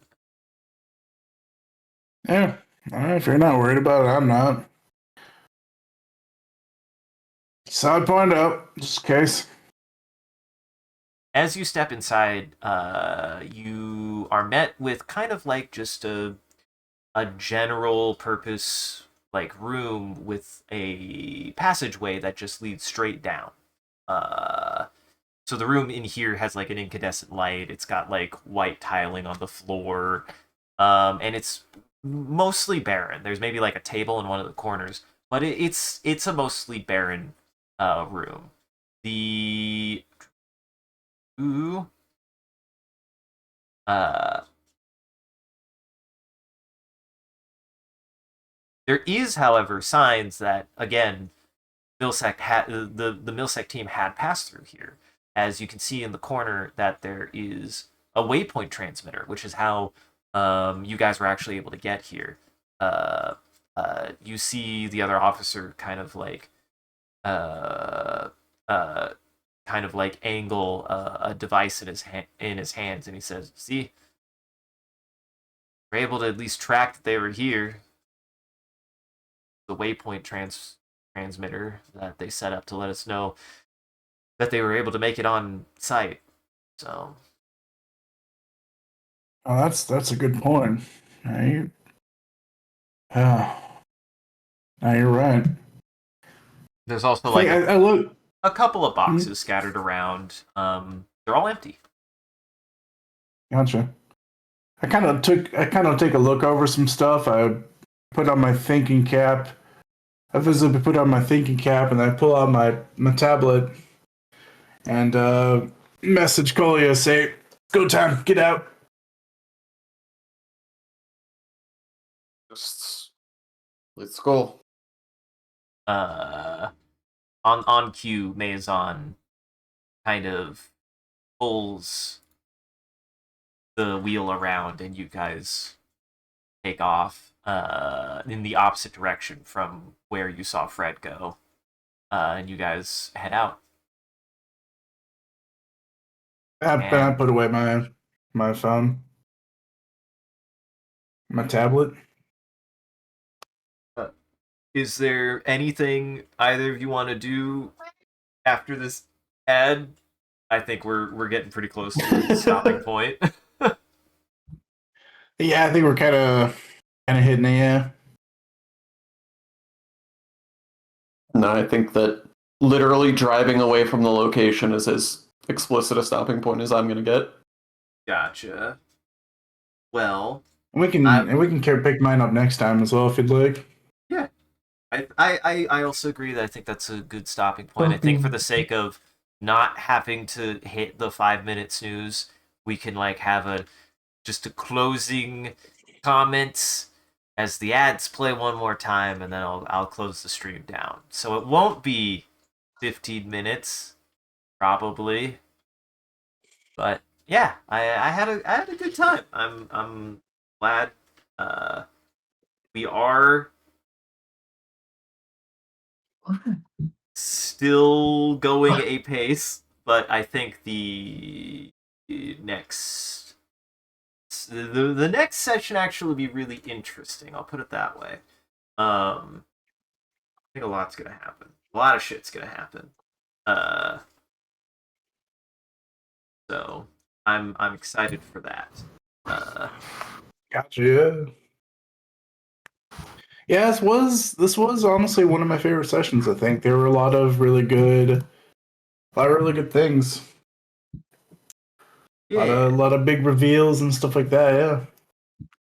I also have enjoyed how a lot of the character interactions have gone. One of the things that I think is difficult sometimes, that I see that is difficult to implement. It feels like that I really try to focus on, especially with my writing, is like, I'll admit I like super detailed, a little expository, but I don't want it to just be as simple as, and now here's an info dump. I want it to at least feel like the information is applicable, and also there's still characters giving the information. So Yeah. that's something that I really try to consider. That's my favorite way to handle anything I like. So Is that your cat? that was. Yeah. Is that Milo? This is Milo? Jeez. It was. He's become very upset. He's on a warpath. He is. My boy's just there. He made himself more comfortable, but he's just there with his hand out. One hand out. I still can't believe how mad he got when I closed the window. He really was like, "Why did you do that? What happened?" He was mean. he truly could not believe that I closed the window. I did not think I was going to get that response out of him. Yeah. That was amazing. But yeah, I definitely have really enjoyed I'm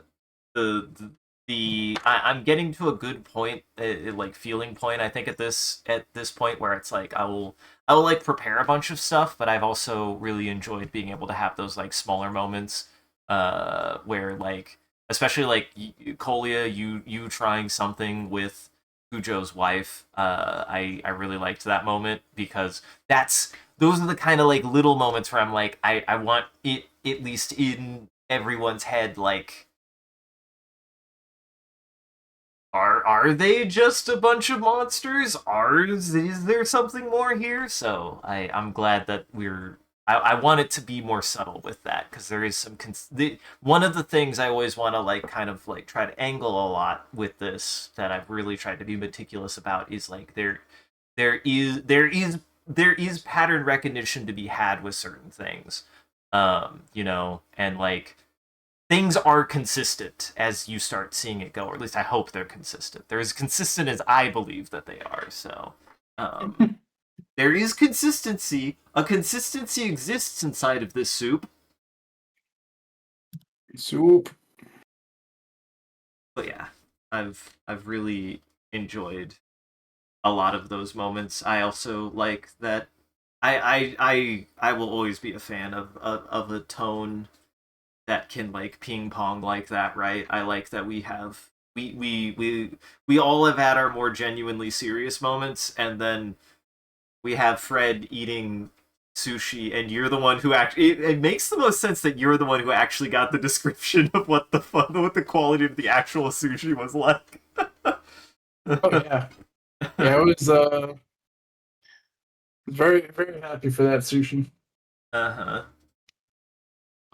Also, Yeah. also good job completely upending the tone of the atmosphere of Cujo's restaurant, which definitely got pretty dismal there, just to be like, hey, I'm just here to have sushi.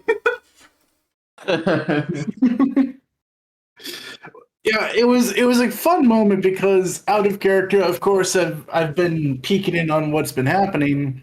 But in character, I'm in a huff because I'm only on break for 3 minutes, and I run in, I find my friends, and I'm like, oh, this is the place we've been talking about. Uh-huh. And Sushi Man's here. All my dreams have come true. Yeah. I do like my attempt, at least, for Cujo to be like, this has gone from, wow, I'm so glad other humans exist, to, oh my god, there's so many humans now. I hate I'm this overwhelmed. now. It's you thread the needle with it. You might need one friend, but you don't need 8. Uh-huh. I just watched a movie about that. Which one was that? Is it the bad one? No. I watched Friendship with Tim Robinson. It's pretty good. It is just a feature length I think you should leave episode. That's just fun. But if you like I think you should leave, it's a good movie. Well, welcome back from ads, everyone. We're gonna end the stream now. But yeah, this was good. This was a good time. This was good time. I had a good time. I hope everybody else had a good time. I'm enjoying it. I think next time it's gonna be. I think next time is gonna be interesting because it's gonna be a sleepy roller coaster. But I do think next time is gonna get wild. I think next time is gonna get wild. But we might see. I might do some. I might do some alterations and some altercations. We'll see. But I'm just saying, you will get to see what Jensen's gun do. I want to see what Jensen's gun do. You said it was a sleepy one? That's I said a sleepy at all. sleepy Yes. roller coaster. The roller coaster's gonna do this. You're gonna have moments where the roller coaster's just like this for a little bit, and then maybe a little incline, and then you're just gonna have like 3 loop-de-loops in a row, and then it'll go flat again for a while. Yeah, that's kind of how my heart works. Uh-huh. Well, Oh no. you should... Doctor! Yeah, it shouldn't do that. Whatever the Sleepy case. roller coaster. Thank you for joining, everybody. I hope you had a great time. We're going to do one more thing before we go, though. Before the end of every stream, I got to do a quick drawing. And you guys are going to help me do that. If you want to participate, all you got to do is type in chat, say a word or a subject, and everything that the chat says, I'll use as a reference. We're going to make a prompt, and then I got to draw what that prompt is in 60 seconds in Paint. And because I have been using my third monitor, my drawing monitor, I got to do it with keyboard and mouse. So, what should we... And I'll share it before we read out. So, what should we start with, everybody? Learning to count. Learning to count. Jackson? Oh boy. Learning to count with learning to count on phonics. On phonics with sushi. With sushi. With sushi. With sushi. Also, learning to count with sushi is just the better one for sure. Paint. Paint. Give me paint. Paint. Paint. Venus. Paint and Venus. Painting. The 1 minute timer. Well, I'm glad we've only had one bad session. What? Listen, I still think that the landing session was the weakest session so far. Bonk, bonk, bonk, bonk. But since bonk. then, they've all been pretty good. I've had a really good time. I've had a really good time putting you guys through definitely not multiple different kinds of science fiction that I just like. No? Yeah. Sorry, I'm distracted currently. I'm being assaulted. By your son. Yeah. He's not really assaulting me, but he would like to. He wishes to, yeah. Uh-huh. Surprised my own boy hasn't said hi. I see him right here. Hey, buddy. Oh, his ears perked up. You heard that.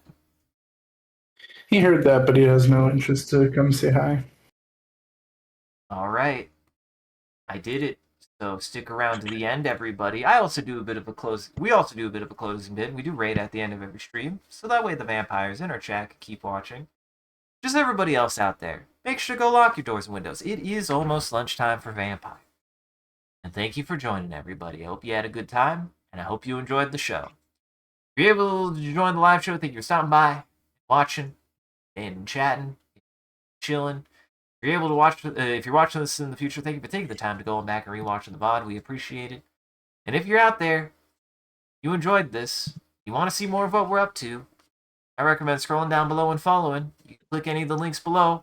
As well, there's a link to all the socials and the Discord. We post when we go live on any one of those platforms, as well as the Discord, and it's just fun in there. It's just a good time in the Discord here. You meet a lot of the other viewers and people in our community in there, so go check that out. Speaking of which, shout out to our community there and everyone who follows. You guys are a wonderful audience, and we appreciate you. If we do anything particularly entertaining or noteworthy, feel free to clip it and share it on the internet. Make sure also hashtag with MCCanary or link it back to the stream. That way people can find more of the good stuff we do here. And as always, if you want to see the stream grow, gotta let people know. I appreciate that y'all have been talking about the stream. I encourage you guys to do it more. It does help us out, and we just super appreciate it. Once again, thank you. I don't really do any other kind of advertising. I guess when I go on my trips and tell people about stuff. Otherwise, I just post when we go live, and I don't pay for any advertising. That's important. I don't do anything else other than just post that we're doing a thing, and that's it. So if you want to help out the channel, telling people about the channel is the only other way that people are learning about it.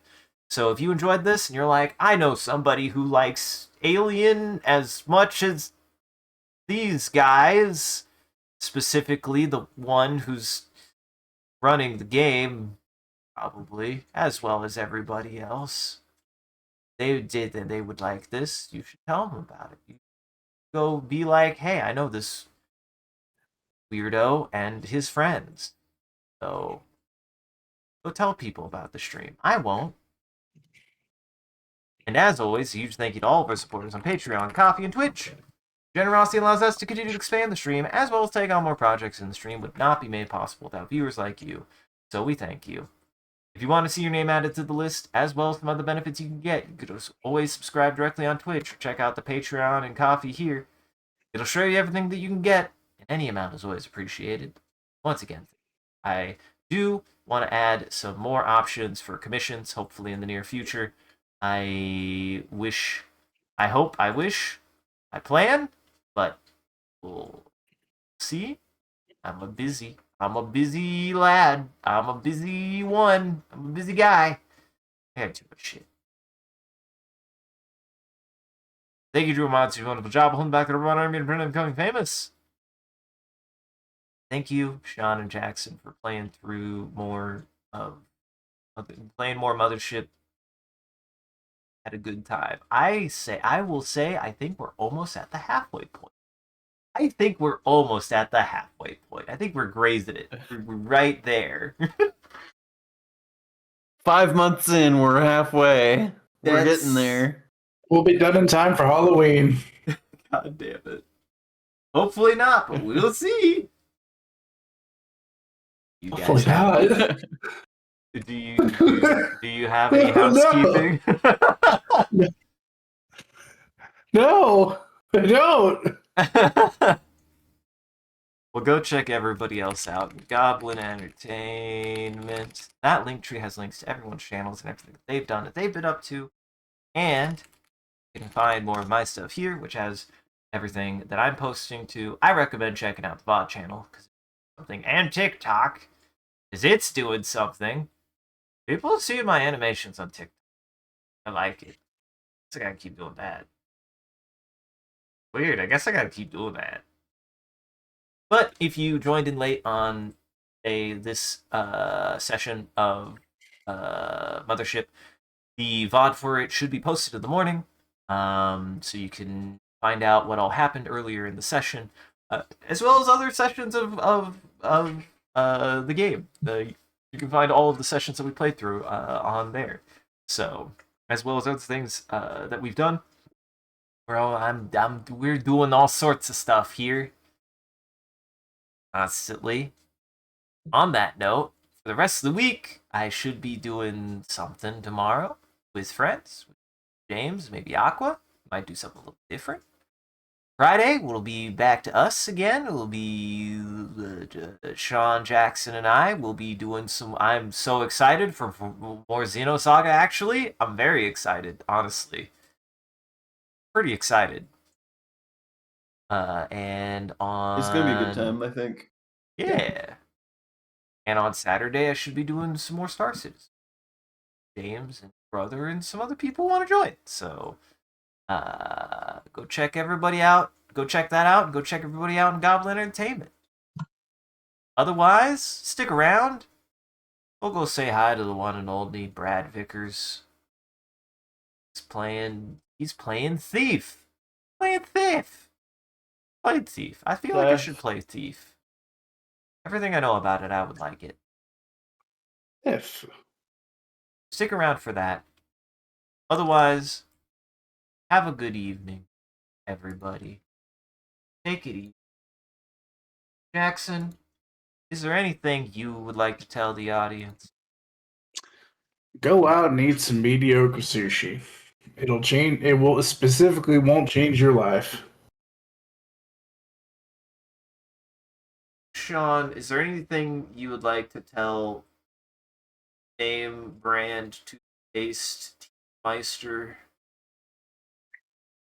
Get in my fucking mouth.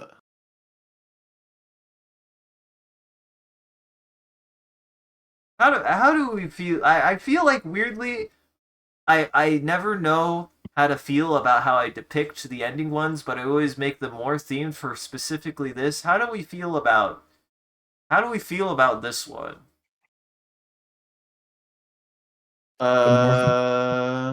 Pretty good. I like that. Uh-huh. It's learning to count sushi. Doing her best. She certainly is not in a great condition. Guys, maybe I mean, she is objectively a bug.